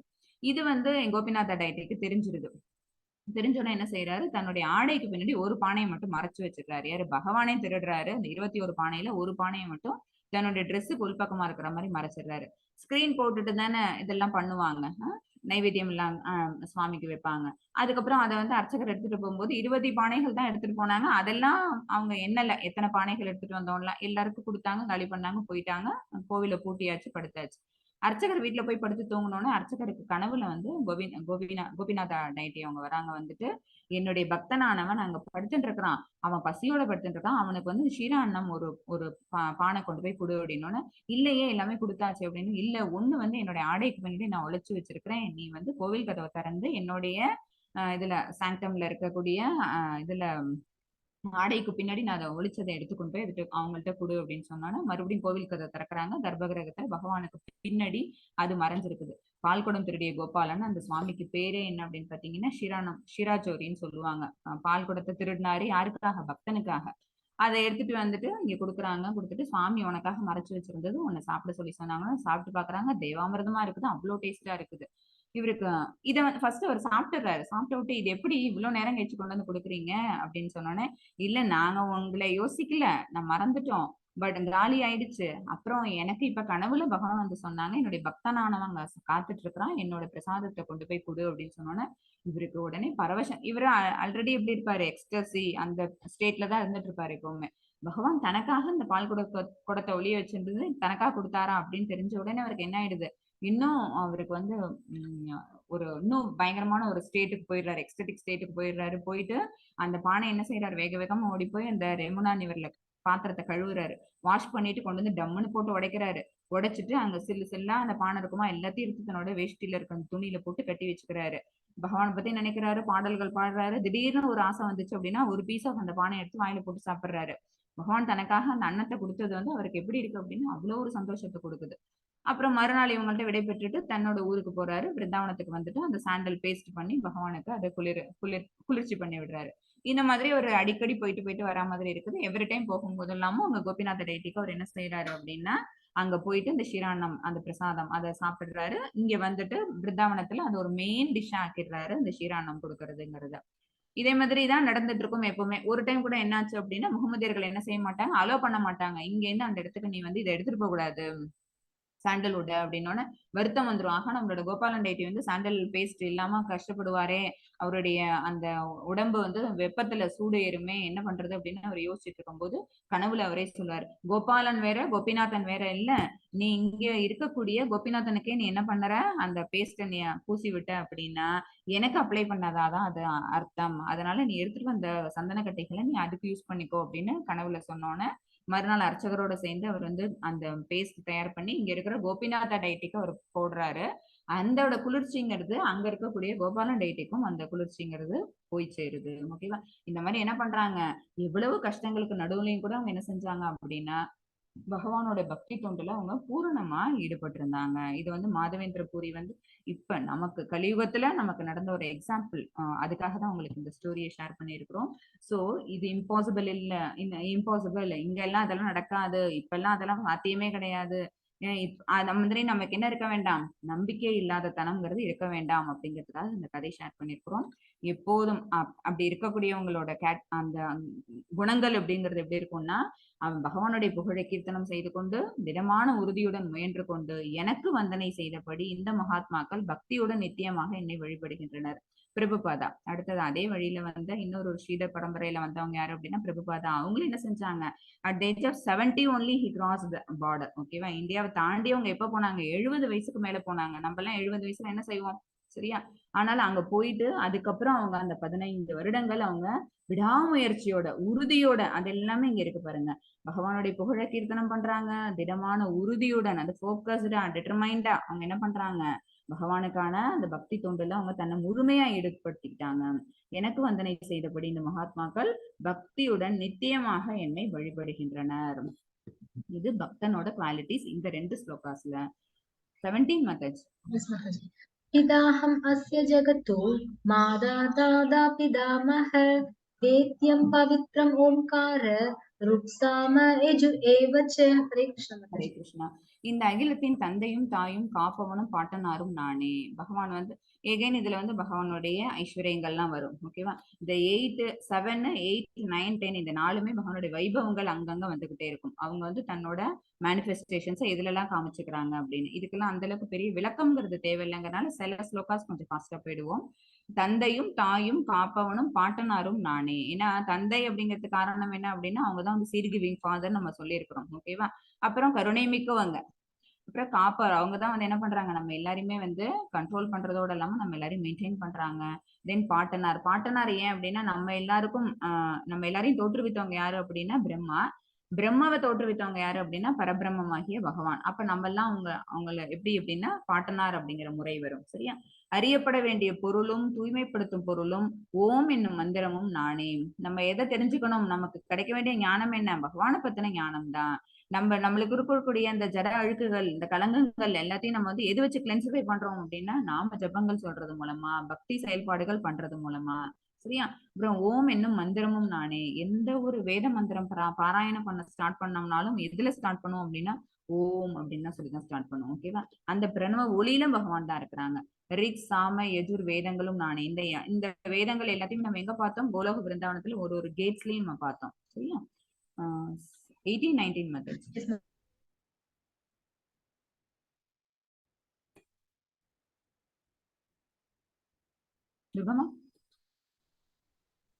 ஃபோன் மியூட்ல. சாரி மாதாஜி. गतिर्भर्ता प्रभु साक्षी निवास शरणं सुहृत् प्रभव प्रलयस्थानं निदानं बीजम् अव्ययम् तबं यहम् अहं वर्षं निघृणां युत्सृजामि च अमृतं चैव मृत्युश्च सत् असज्जाहम् अर्जुन हरे कृष्ण माताजी கிருஷ்ணா நானே இலக்கு. அவங்கதான் டார்கெட். பக்தர்களாகி நம்ம எல்லாருக்கும் டெஸ்டினேஷன் பாயிண்ட் யாரு அப்படின்னா பகவான் தான். காப்பவன், தலைவன், சாட்சி, வசிப்பிடம், அடைக்கலம் மற்றும் மிக நெருங்கிய நண்பன். நானே படைப்பு, அழிவு எல்லாவற்றின் ஆதாரம், தங்குமிடம் மற்றும் நித்தியமான விதையும் ஆவேன். ஓகேவா? இது வந்து சிம்பிளா இதுக்கு ஒரு அனாலிசிஸ் ஸ்டோரி சொல்லணும்னா பகவான் ஒரு பக்தன் பகவான் எப்பவுமே பிரார்த்தனை பண்ணுவாங்க. பண்ணிட்டு என்ன சொல்லுவாங்க, எனக்கு எப்பவுமே நீங்க துணை இருக்கணும். பகவான் சொல்லுவாங்க, yes I am with you always சொல்லிடுவாங்க. நமக்கு கிராண்ட் ஆயிடுச்சு, நம்ம பகவான் எப்பவுமே நம்ம கூட இருப்பாங்க அப்படின்னோட எப்படி எனக்கு அது தெரியும் அப்படின்னா, நான் உன் கூடவே வருவேன், ஆனா நீ என்ன திரும்பி பார்க்க கூடாது. உன் கூடவே வந்து இன்னொரு ஒரு பேர் ஆஃப் ஃபுட் ஸ்டெப்ஸ் வந்துகிட்டே இருக்கும், அது நான் தான். அதை நீ வந்து யோசிக்க கூடாது, என்ன திரும்பி பார்க்க கூடாது. என்ன திரும்பி பார்த்தேன் அப்படின்னா நான் வர்றது நின்றும் அப்படின்னு சொல்றாரு. சரின்னு அதை கேட்டுட்டு அவனும் என்ன பண்றான், தன்னுடைய வாழ்நாளை ஓட்டிட்டு இருக்கிறான். எவ்வளவோ காலங்கள் உருண்டோடுது, நல்லது கெட்டது எல்லாமே வருது. ஒரு டைம் வந்து ரொம்ப கஷ்டம், இதுதான் தீராத கஷ்டம். என்னடா இப்படி ஒரு மோசமான நிலையில நம்மளோட வாழ்நாள் இருக்குதே அப்படின்னு அவன் நினைச்சு பார்க்கும்போது, என்னடா இவ்வளவு கஷ்டப்படுறோம், நம்மளோட கூட வரேன்னு அஷ்யூர் பண்ண பகவான் நம்ம கூட வராங்களா இல்லையா அப்படின்னு நினைச்சுட்டு அவன் என்ன பண்ணிடுறான், சந்தேகப்பட்டு திரும்பி பார்க்கறான். பார்த்தா ரொம்ப தூரத்துக்கு டூ பேர்ஸ் ஆஃப் ஸ்டெப்ஸ் வந்துட்டே இருக்குது. அப்புறம் பார்த்தா ஒரு பேர் தான் இருக்குது. ஓஹோ, நமக்கு இவ்வளவு கஷ்டம் வந்தது காரணம் என்ன, பகவான் நம்ம கூட இல்லாததுதான். நம்ம எல்லாம் அப்படித்தானே நினைப்போம். ஓகேவா? அவங்க நம்மளை விட்டு போயிட்டாங்க போல இருக்கு. சோ இப்ப பாத்துட்டு இருக்கிறது நம்ம தான், அவங்க கூட இல்லாததுனாலதான் நமக்கு இவ்வளோ அப்படின்னு சொல்லிட்டு ரொம்ப மனசு வருத்தப்பட்டு ரொம்ப அழுது ஆர்ப்பாட்டம் எல்லாம் பண்ணி பகவானை கூப்பிடுறாங்க. பகவான் வராங்க. வந்துட்டு, என்ன நீ எப்பவுமே என் கூட வருவேன்னு சொல்லி எனக்கு நீ வந்து என்ன பண்ணியிருந்த, கேரண்டி கொடுத்திருந்த. நானும் நீ கூட இருக்கிற அப்படிங்கிற ஞாபகத்தோடே தான் நான் என்ன பண்ணிட்டு இருக்கேன், என்னோட வாழ்நாளை ஓட்டிட்டு இருக்கிறேன். இப்ப இவ்வளோ கஷ்டங்கள், தீராத கஷ்டங்கள் வரும்போது நீ என் கூட இருக்கணுமா வேண்டாமா, இப்ப என்னை விட்டுட்டு இந்த மாதிரி போயிட்டியே அப்படின்னு, எதை வச்சு சொல்றேன் நான் உன்னை விட்டுட்டு போயிட்டேன் அப்படின்னு பகவான் கேட்பாங்க. இதோ நான் திரும்பி பார்த்தேன், பார்த்தா ஒரு பேரா ஃபுட் ஸ்டெப்ஸ் தான் இருந்தது. அப்ப நீ என் கூட வரலன்னு தானே அர்த்தம் அப்படின்னோன்னு அதுக்கு பகவான் சொல்றாங்க, நீ நம்பிக்கை இல்லாதத்தனமா நீ இந்த மாதிரி பண்ணிட்ட. ஆக்சுவலா என்ன அப்படின்னா, உனக்கு எப்ப கஷ்டம் வந்ததோ அப்ப அந்த தூக்கி நடந்தது உன்னை நான் தான். அங்க வந்திருக்கிற பாதை, அந்த ஃபுட் ஸ்டெப்ஸ் யாருது அப்படின்னா அது என்னுடையது. இது தீராத இந்த ஒரு கஷ்டத்தை நீ தாங்கி ஆகணும் அப்படின்னா நான் உன் கூட இருக்கணும். அப்ப நான் உன்னை சுமந்தாகணும் அப்படிங்கிறதுக்காக உன்னை நான் என் கை மேல பிடிச்சுன்னு வந்தேன். அது தெரியாம நீ என்ன பண்ணிட்ட, என் மேல நம்பிக்கையற்றத்தனமா நீ பேசுற அப்படின்னு பகவான் சொல்லுவாங்க. சோ எந்த ஒரு படைப்பையும் அவங்க படைச்சாங்கன்னாலும் கூட அவங்க வந்து பகவான் தன்னோட இருப்பு அப்படிங்கறத அந்தந்த படைப்பு கிட்ட காமிச்சுக்கிட்டே தான் இருப்பாங்க. நம்ம தான் அதை சம்டைம்ஸ் என்ன செஞ்சிடறோம், மறந்துடுறோம், இல்லைன்னு நினைக்கிறோம் நம்பிக்கை இல்லாதத்தனமா. ஓகேவா? அர்ஜுனா, நானே வெப்பத்தை கொடுப்பவன், மழையை தடுப்பவனும் கொடுப்பவனும் நானே. ஏன்னா இங்க இருக்கக்கூடிய எல்லாமே அவங்களால படைக்கப்பட்டது. சரியா? அசைவன அசையாதவன, சரி, உயிர்வாழிகள் பரப்பன ஊர்வன மிதப்பன இருக்கிறது எல்லாமே. ஓகேவா? நடப்பன, இது இந்த மாதிரி இருக்கக்கூடிய எல்லா உயிர்வாழிகளும் அவங்க தான் படைச்சாங்க. அப்படிங்கும் போது நம்ம எல்லாமே சாதாரண நிலையில இருக்கக்கூடிய உயிர்வாழிகள் எல்லாம் அப்படிங்கும்போது, தேவர்கள் எல்லாம் உயர்லோகங்கள்ல இருக்கிற அந்த உயிர்வாழிகள் எல்லாம் எல்லாமே பகவான் படைக்கப்பட்டது. அப்ப வருண பகவான், அக்னி பகவான் யாரு அப்படின்னா பகவானோட லிம்ஸ், அது எல்லாமே அவங்களுடைய அங்கங்கள் தான். சோ எது வெப்பத்தை கொடுக்குமோ, எது மழையை கொடுக்குமோ எல்லாமே பகவானால படைக்கப்பட்டது. அப்படிங்கறதுனால எல்லாமே அவங்கதான். நித்தியமும் நானே, மரண உருவம் நானே, ஜடம் சேதனம் இரண்டும் என்னில் உள்ளன. ஓகேவா? ஜடசக்தியும் சரி, அப்புறம் அந்த சேத்தனா அப்படின்னா என்ன அர்த்தம் அப்படின்னா ஆன்மீக சக்தி, ரெண்டுமே அர்த்தம் இருக்குது, பகவான்கிட்ட தான் இருக்குது. நம்ம தான் அதை புரிஞ்சுக்கிட்டு பகவான்கிட்ட நெருங்கறதுக்கான முயற்சிகளை பண்ணணும். 20 and 21ல என்ன அப்படின்னு பாத்தீங்கன்னா, ஸ்வர்கலோகத்தை அடைவதற்காக வேதங்களை பயின்று சோமரசத்தை அருந்துபவர்கள் என்னை மறைமுகமாக வழிபடுகின்றனர். இது யார், இந்த 20ல சொல்லப்பட்டிருக்கிறது யாரு அப்படின்னா கர்மயோகிகள் தான். ஆனா சகாம கர்மயோகிகள். ஓகேவா? சகாம நிஷ்காம ரெண்டு கர்மயோகிகள் பார்த்திருக்கிறோம். சகாமன்னா என்ன அர்த்தம் அப்படின்னா விளைவுகளை விரும்பி. ஓகேவா? ஆஹா, நான் அங்க போனேன்னா ஸ்வர்கலோகத்துக்கு போனேன்னா நான் வந்து ஜாலியா இருப்பேன், என்னால வந்து என்ன பண்ண முடியும், வாழ்வு வந்து ரசிச்சு வாழ முடியும், அங்க போயிட்டு நான் வந்து என்ன என்டர்டைன் பண்ணிக்கணும் அப்படின்னு நினைச்சுக்கிட்டே அதுக்காக வேதங்கள் என்ன சொல்லியிருக்குது, இதை செஞ்சா நீ புண்ணிய லோகத்துக்கு போவ, இதை செஞ்சா உனக்கு சொர்க்கம் கிடைக்கும், இதை பண்ணனா அப்படின்னு எத்தனை வழிமுறைகள் இருக்குது வேதங்கள்ல. அதை எல்லாத்தையும் பார்த்துட்டு நியமத்தோட அதை செய்யறது. ஓகேவா? அதுல சற்று கூட வழி தடுமாறாம அதர்மத்தின் வழி நிக்காம கரெக்டா பண்ணுவாங்க. ஆனா எதுக்காக பண்ணுவாங்க அப்படின்னா தன்னுடைய சுயநலனுக்காக. அது பேரு சகாம கர்மயோகி. அந்த விளைவுக்கும் அப்பாற்பட்டு நிக்கிறவங்க தான் நிஷ்காம கர்மயோகி. ஓகேவா? ஸ்வர்கலோகத்தை அடைவதற்காக வேதங்களை பயின்று சோமரசத்தை அருந்துபவர்கள் என்னை மறைமுகமாக வழிபடுகின்றனர். இதன் மூலமாக அவர்கள் பாவ விளைவுகளிலிருந்து தூய்மை அடைந்து புண்ணியமான இந்திரலோகத்தில் பிறவி எடுத்து அங்கே தேவ சுகங்களை அனுபவிக்கின்றனர். ஸ்வர்கலோகத்தில் அத்தகு பரந்த சுகத்தை அனுபவித்துவிட்டு தங்களது புண்ணியங்களின் பலன்களை தீர்ந்தவுடன் அவர்கள் மீண்டும் இந்த மரண உலகில் விழுகின்றனர். ஓகேவா? பெரிய ரோலர் கோஸ்டர் தான் அந்த லைஃப் சைக்கிள்ங்கிறது. என்ன அப்படின்னு பாத்தீங்கன்னா, ஏற்றம் தரும். அந்த ஏற்றம்ங்கிறது மிக விரைவிலே நமக்கு மறுபடியும் வீழ்ச்சி. வீழ்ச்சி எங்க? பௌதிக உலகத்துல. ஏற்றம் எங்க? உயர் கிரகங்களுக்கு. அவ்வளவுதான். இவ்வாறாக புலனின்பத்திற்காக வேத தர்மத்தை கடைபிடிப்பவர்கள் பிறப்பு இறப்பினையே அடைகின்றனர். நான் வேதத்தை தானே ஃபாலோ பண்றேன், தர்மப்படி தானே நடக்கிறேன், தர்மாவை தானே நான் காப்பாத்தினேன் சொல்லுவோம் நம்ம. ஆனாலும் ஆனா எதுக்காக நீ வேத தர்மத்தை கடைபிடிச்ச அப்படின்னா நம்மளோட சென்ஸ் கிராட்டிபிகேஷனுக்காக, நமக்கு ஒரு பலன், அந்த இன்பத்தை தூய்க்கணும் அப்படிங்கிற எண்ணத்துக்காக நம்ம அந்த வேலைகளை செஞ்சோம். அந்த எண்ணத்துக்கான பலன் என்னவோ அதை அனுபவிச்சுட்டு மறுபடியும் இங்கே வீழ்ச்சி அடைவோம். பிறப்பு இறைப்பினையே அடைகின்றனர். 22 methods. अनन्याश्चिन्तयन्तो माम् ये जना पर्युपासते तेषां नित्यापि युक्तानां योगक्षेमं वहाम्यहम्. हरे कृष्ण माताजी. இது இம்பார்ட்டன்ட் ஸ்லோகா. இது வந்து விஷ்ணு சகஸ்ரநாமத்துல வரக்கூடிய ஸ்லோகம். எனது திவ்யமான ரூபத்தின் மீது தியானம் செய்து கொண்டு கலங்கமற்ற பக்தியுடன் என்னை நித்தியமாக வழிபடுபவர்களுக்கோ அவர்களுக்கு வேண்டியவற்றை கொடுத்தும் அவர்களிடம் இருப்பவற்றை காத்தும் நான் பாலிக்கின்றேன். அனன்யா சிந்தையந்தோமாம். இது என்ன அப்படின்னா அனன்ய பக்தியை சொல்லுது, கலங்கமற்ற பக்தியை சொல்லுது. எப்படி வந்து குஷேலர் இருந்தாங்கல்ல, அவங்க என்ன செஞ்சாங்க அப்படின்னா எதுவுமே இல்லாத நிலை, அவ்வளவு ஒரு ரொம்ப ரொம்ப புவர், அந்த நிலையில கூட கையில கிடைச்ச கொஞ்சோண்டு அவள் எடுத்து அவங்க அம்மா என்ன மனைவி என்ன செஞ்சாங்க, அந்த துண்டுல கட்டி கொடுத்தாங்க. அதை எடுத்துன்னு போயிட்டு தன்னுடைய வாழ்க்கை அப்படிங்கிறது எப்படின்னு கிருஷ்ணர் கேட்ட போதும் கூட அவர் என்ன சொல்லல, அந்த உண்மையான நிலையை சொல்லல. தன்னுடைய ஃப்ரெண்டு பகவான் அவங்கள பார்த்த உடனே அதுக்காக சந்தோஷப்பட்டுட்டு அவரோட ஒரு நைட் இருந்துட்டு ஒரு மறுநாள் வந்துடுறாரு. என்ன வேணும் அப்படின்னு கேட்கும் போதும் இல்ல, உன்னை பாக்குறதுக்காக தான் வந்தேன், உன்னை பார்த்துட்டேன், நான் கிளம்புறேன்னு தான் சொல்லிட்டு கிளம்பிட்டார். பட் பகவானுக்கு தெரியும் அவருடைய நிலை என்ன அப்படிங்கிறது. அதனால என்ன ஆச்சு அப்படின்னு பாத்தீங்கன்னா, அவரு கொடுத்த அந்த ஒரு கைப்படி அவளுக்கு அவருக்கு என்ன பதிலுக்கு கிடைச்சது, அவ்வளவு பெரிய செல்வந்தரா மாறிட்டாரு. அவர் ஊருக்கு போகும்போதே அவருடைய வீடு இருந்த இடம் அப்படியே மாறி இருந்தது. பெரிய மாளிகைகள், அவருடைய மனைவி குழந்தைகள் எல்லாரும் என்ன விலையுறந்த ஆபரணங்களையும் ஆடைகளையும் போட்டிருந்தாங்க. மிகப்பெரிய செல்வந்தரா மாத்தினது எது அப்படின்னா அவர் கொடுத்த அந்த ஒரு கைப்பிடி அவல் தான். ஓகேவா? அது அவங்களுக்கு கேட்கறாங்களோ இல்லையோ பகவான் என்ன செஞ்சிடறாங்க, அவங்கள திருப்திப்படுத்துறாங்க. அந்த மாதிரி கொடுத்தும் அவர்களிடம் இருப்பது எதா இருந்தாலும் அதை காத்தும் நான் பாலிக்கின்றேன். இதுதான் வந்து அனன்ய பக்தியோட மகிமைங்கிறது தான். அந்த அன்னலாய்டு டிவோஷன் சர்வீஸ் அப்படிங்கிறது என்ன அப்படின்னா கலங்கமற்ற தூய பக்தின்னு சொல்லுவோம்ல, அதோட வெளிப்பாடு எப்படி இருக்கும் அப்படின்னா பகவானோட இந்த மாதிரி ஒரு ஷவர்ல நமக்கு தெரியும். நம்ம கேட்காமே பகவான் என்ன செய்யறாங்க, நமக்கு கொடுக்குறாங்க. 23 methods. ये अपन्यते वदा भक्ता यजन्ते श्रद्धयान्विताः तेऽपि माम् एव कौन्तेय यजन्त्य विधिपूर्वकम्. हरे कृष्ण माताजी. மற்ற தேவர்களை நம்பிக்கையோடு வணங்கும் பக்தர்கள் உண்மையில் என்னை மட்டுமே வழிபடுகின்றனர். பிற தேவர்கள் வழிபாடு இருக்கு பாத்தீங்களா, அவங்க எல்லாம் என்ன அப்படின்னா பகவானுடைய கை கால் கண்கள் அவங்கள வணங்குறாதுமா. அப்ப என்ன ஆகுது, இன்டைரக்டா அவங்க பகவானை தான் வணங்குறாங்க. அத்தகைய வழிபாடு தவறான வழியில் செய்யப்படுவதாகும். அப்படி செய்யணுங்கிற அந்த நம்பிக்கையை பகவான் தான் கொடுக்குறாங்க. பட் அது செய்யணுங்கிற அவசியம்ங்கிறது இல்லை. ஏன் அப்படின்னா நம்ம டைரக்டா பகவான்கிட்டே வழிபாடு செலுத்திட்டு நமக்கு என்ன தேவையோ அதை பகவான் கிட்டே நம்மளால அடைஞ்சுக்க முடியும். அதனால அது தவறான செயல்பாடுகள்னு சொல்றாங்க. 25 methods. यान्ति देववृदा देवान् पितॄन् यान्ति पितृवृदाः भूतानि यान्ति भूतेज्या यान्ति मद्याजिनो विमाम्. हरे कृष्ण माताजी. தேவர்களை வழிபடுபவர்கள் தேவர்களிடையே பிறப்பார். யார் யாரை வழிபடுறவங்க எங்க போவாங்கன்னு பாருங்க. சத்தியலோகம், அப்படி பிரம்மரை வழிபடுறவங்க சத்தியலோகத்துக்கு போவாங்க. சிவனை வழிபடுறவங்க சிவலோகத்துக்கு போவாங்க.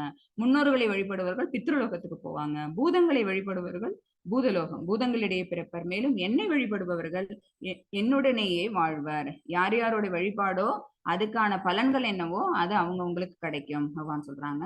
26, 27 ரெண்டு methods. பத்ரம் புஷ்பம் பலம் தோயம் யோ மே பக்தியா பிரயச்சதி தத் அஹம் பக்திய பஹ்ருதம் அஷ்னாமி பிரியதாத்மனஹ. यत् करोषि यत् अश्नासि यत् ज्योषि तदासि यत् तपस्यसि कौन्तेय तत् குருஷ்வ மத் அர்ப்பணம். ஹரே கிருஷ்ண ஹரே மாதாஜி. கிருஷ்ணா. இது ரெண்டுமே இம்பார்ட்டன்ட் ஸ்லோகா. பகவான் தனக்கு என்ன கொடுத்தா போதும்னு சொல்றாங்க, அன்புடனும் பக்தியுடனும் வித் லவ் அண்ட் டிவோஷன். நம்ம ரெண்டு விஷயங்கள் செஞ்சா போதும். அன்பு செலுத்தணும், அப்புறம் பக்தி செலுத்தணும்.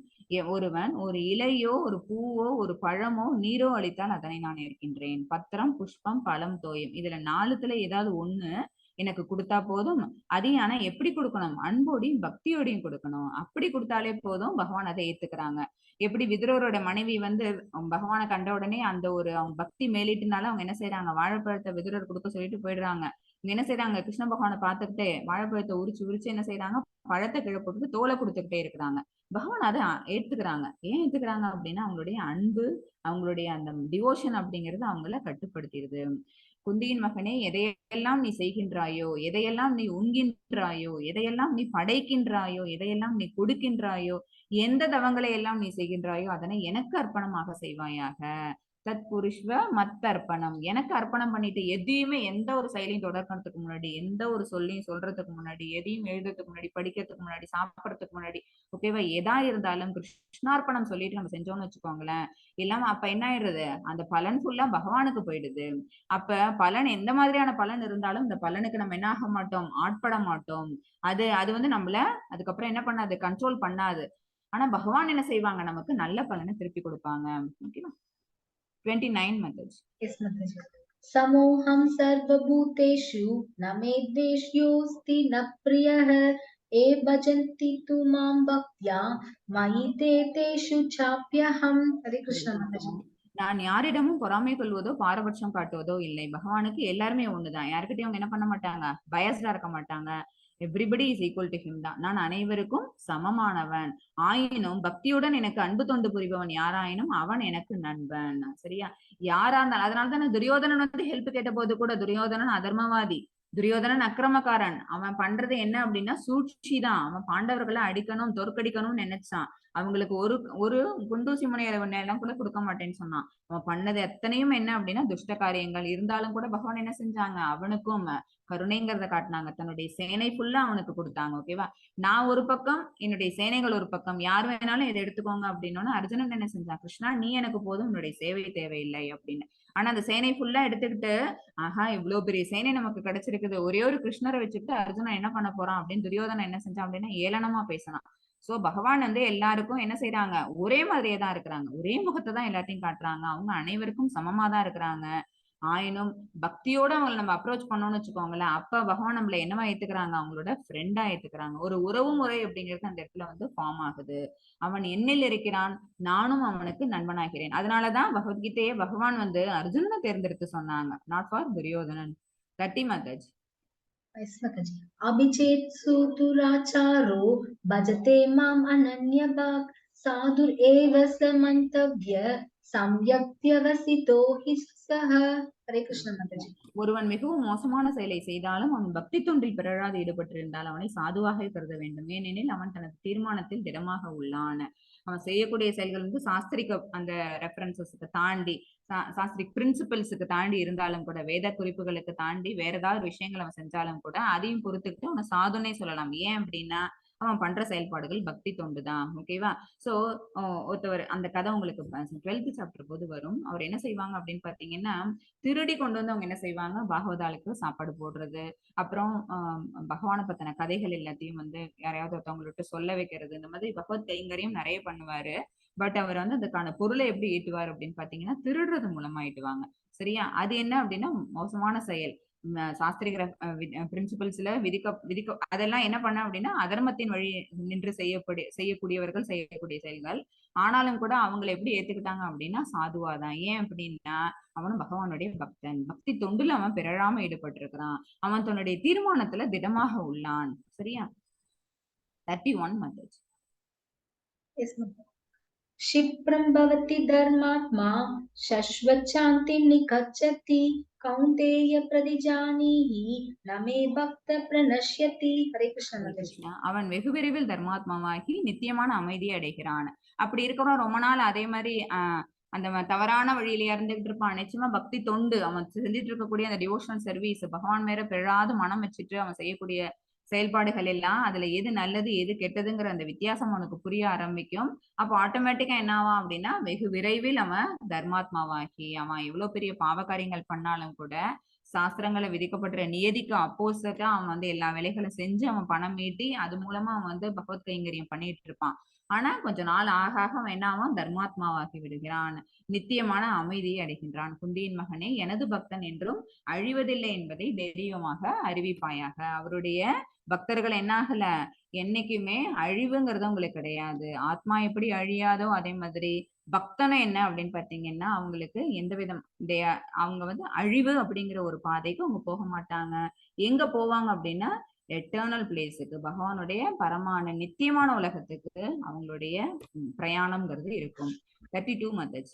मां हि पार्थ व्यपाश्रित्य एभिस्युः पापयोनयः स्त्रियो वैश्यास्तदा शूद्रास् तेऽपि यान्ति परां गतिम्. हरे कृष्ण.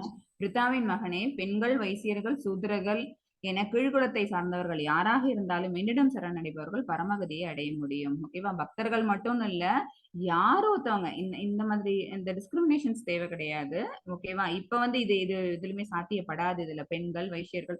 ஏன்னா அப்பெல்லாம் வந்து பெண்களுக்கு கல்விங்கிறது மறுக்கப்பட்டது. அவங்க வீடு குழந்தைகள் அப்படி இருந்ததுனால அவங்க பெண்கள் அப்படிங்கிற ஒரு தனி கேட்டகரி கொடுத்தாங்க. ஓகேவா? இப்ப எல்லாரும் ஒண்ணுதான். வைசியர்கள் சூத்திரர்கள்லாம் ஒரு வைசியனுடைய வேலையை மட்டும் இப்ப இந்த காலகட்டத்துல வைசியர்கள் செய்யல. சரியா? சோ அந்த வர்ணாசிரம தர்மம்ங்கிறது இப்ப வரைக்கும் நம்மளோட கலாச்சாரத்துல எண்ணத்துல இல்ல அப்படின்னா யூட்டிலைசேஷன்ல இல்ல, மாறி போயிடுச்சு அதெல்லாம். பட் பகவான் சொன்ன காலகட்டத்துல என்ன இருந்தது அப்படின்னா யாரா இருந்தாலும் மேல் குலத்துல இருந்து கீழ் குலத்தை சார்ந்தவர்கள் யாரா இருந்தாலும் பகவான்கிட்ட நம்ம சரண் அப்படின்னு அடைஞ்சிட்டோம் அப்படின்னா பரமகதியை அடைய முடியும். நேத்தி கதையில கூட பார்த்தோம்ல, ததிபாண்டன் ஒரு குயவன். சரியா? சாதாரண ஒரு பானை செய்யற ஒரு குயவன். அவனுக்கு என்ன கிடைச்சது? பகவான் மேல நம்பிக்கை வச்சதுனால, பகவான் சொல்லுக்கு கட்டுப்பட்டதுனால அவனுக்கு முக்திங்கிறது கிடைச்சது. சோ நம்ம அவங்கள்ட்ட சரண்டர் பண்ணிக்கிட்டோம் அப்படின்னா நம்ம பகவானுடைய இருப்பிடத்திற்கு செல்ல முடியும். 34 மாதாஜி. மாதாஜி இந்த ஸ்லோகம் 3 டைம்ஸ் படிக்கலாமா மாதாஜி? ஓகேமா. मन्मना भव मद्भक्तो मत्याजी मां नमस्कुरु माम् एवैष्यसि युक्त्वैवम् आत्मानं मत्परायणः. मन्मना भव मद्भक्तो मत्याजी मां नमस्कुरु माम् एवैष्यसि युक्त्वैवम् आत्मानं मत्परायणः. मन्मना भव मद्भक्तो मत्याजी मां नमस्कुरु माम् एवैष्यसि युक्त्वैवम् आत्मानं मत्परायणः. हरे कृष्ण माताजी. ஹரே கிருஷ்ணா. வெரி இம்பார்ட்டன்ட் ஸ்லோகா இது. இதே மாதிரி ஒரு ஸ்லோகா 18th சாப்டர்ல இருக்கும். உனது மனதை எப்பொழுதும் என்னை பற்றி சிந்திப்பதில் ஈடுபடுத்தி. ஓகே, மன்மனா பவ மத்பக்தோ அப்படின்னா நம்மளுடைய மனசுங்கிறத எப்ப பகவான் மேல சிந்தனையில அவங்கள பத்தின சிந்தனையில ஈடுபடுத்தணும் எப்பவுமே. அப்ப என்ன ஆகும்? ஆட்டோமேட்டிக்கா அவங்களுக்கு பக்தனாகும், டிவோட்டி ஆயிடுவோம். எனக்கு வந்தனைகள் செய்து அதுக்கப்புறம் அவங்களுக்கு நம்ம வந்து குளோரிஃபை பண்ண ஆரம்பிப்போம், டிவோஷன் சர்வீஸ் செய்ய ஆரம்பிப்போம். என்னை வழிபடுவாயாக, இவ்வாறு என்னில் முழுமையாக லயித்து நிச்சயமாக நீ என்னிடமே வருவாய். நம்பிக்கை என்ன தருது அப்படின்னு பாத்தீங்கன்னா பகவான் மேல அந்த லைப்பு அப்படிங்கறது தருது. ஓகேவா?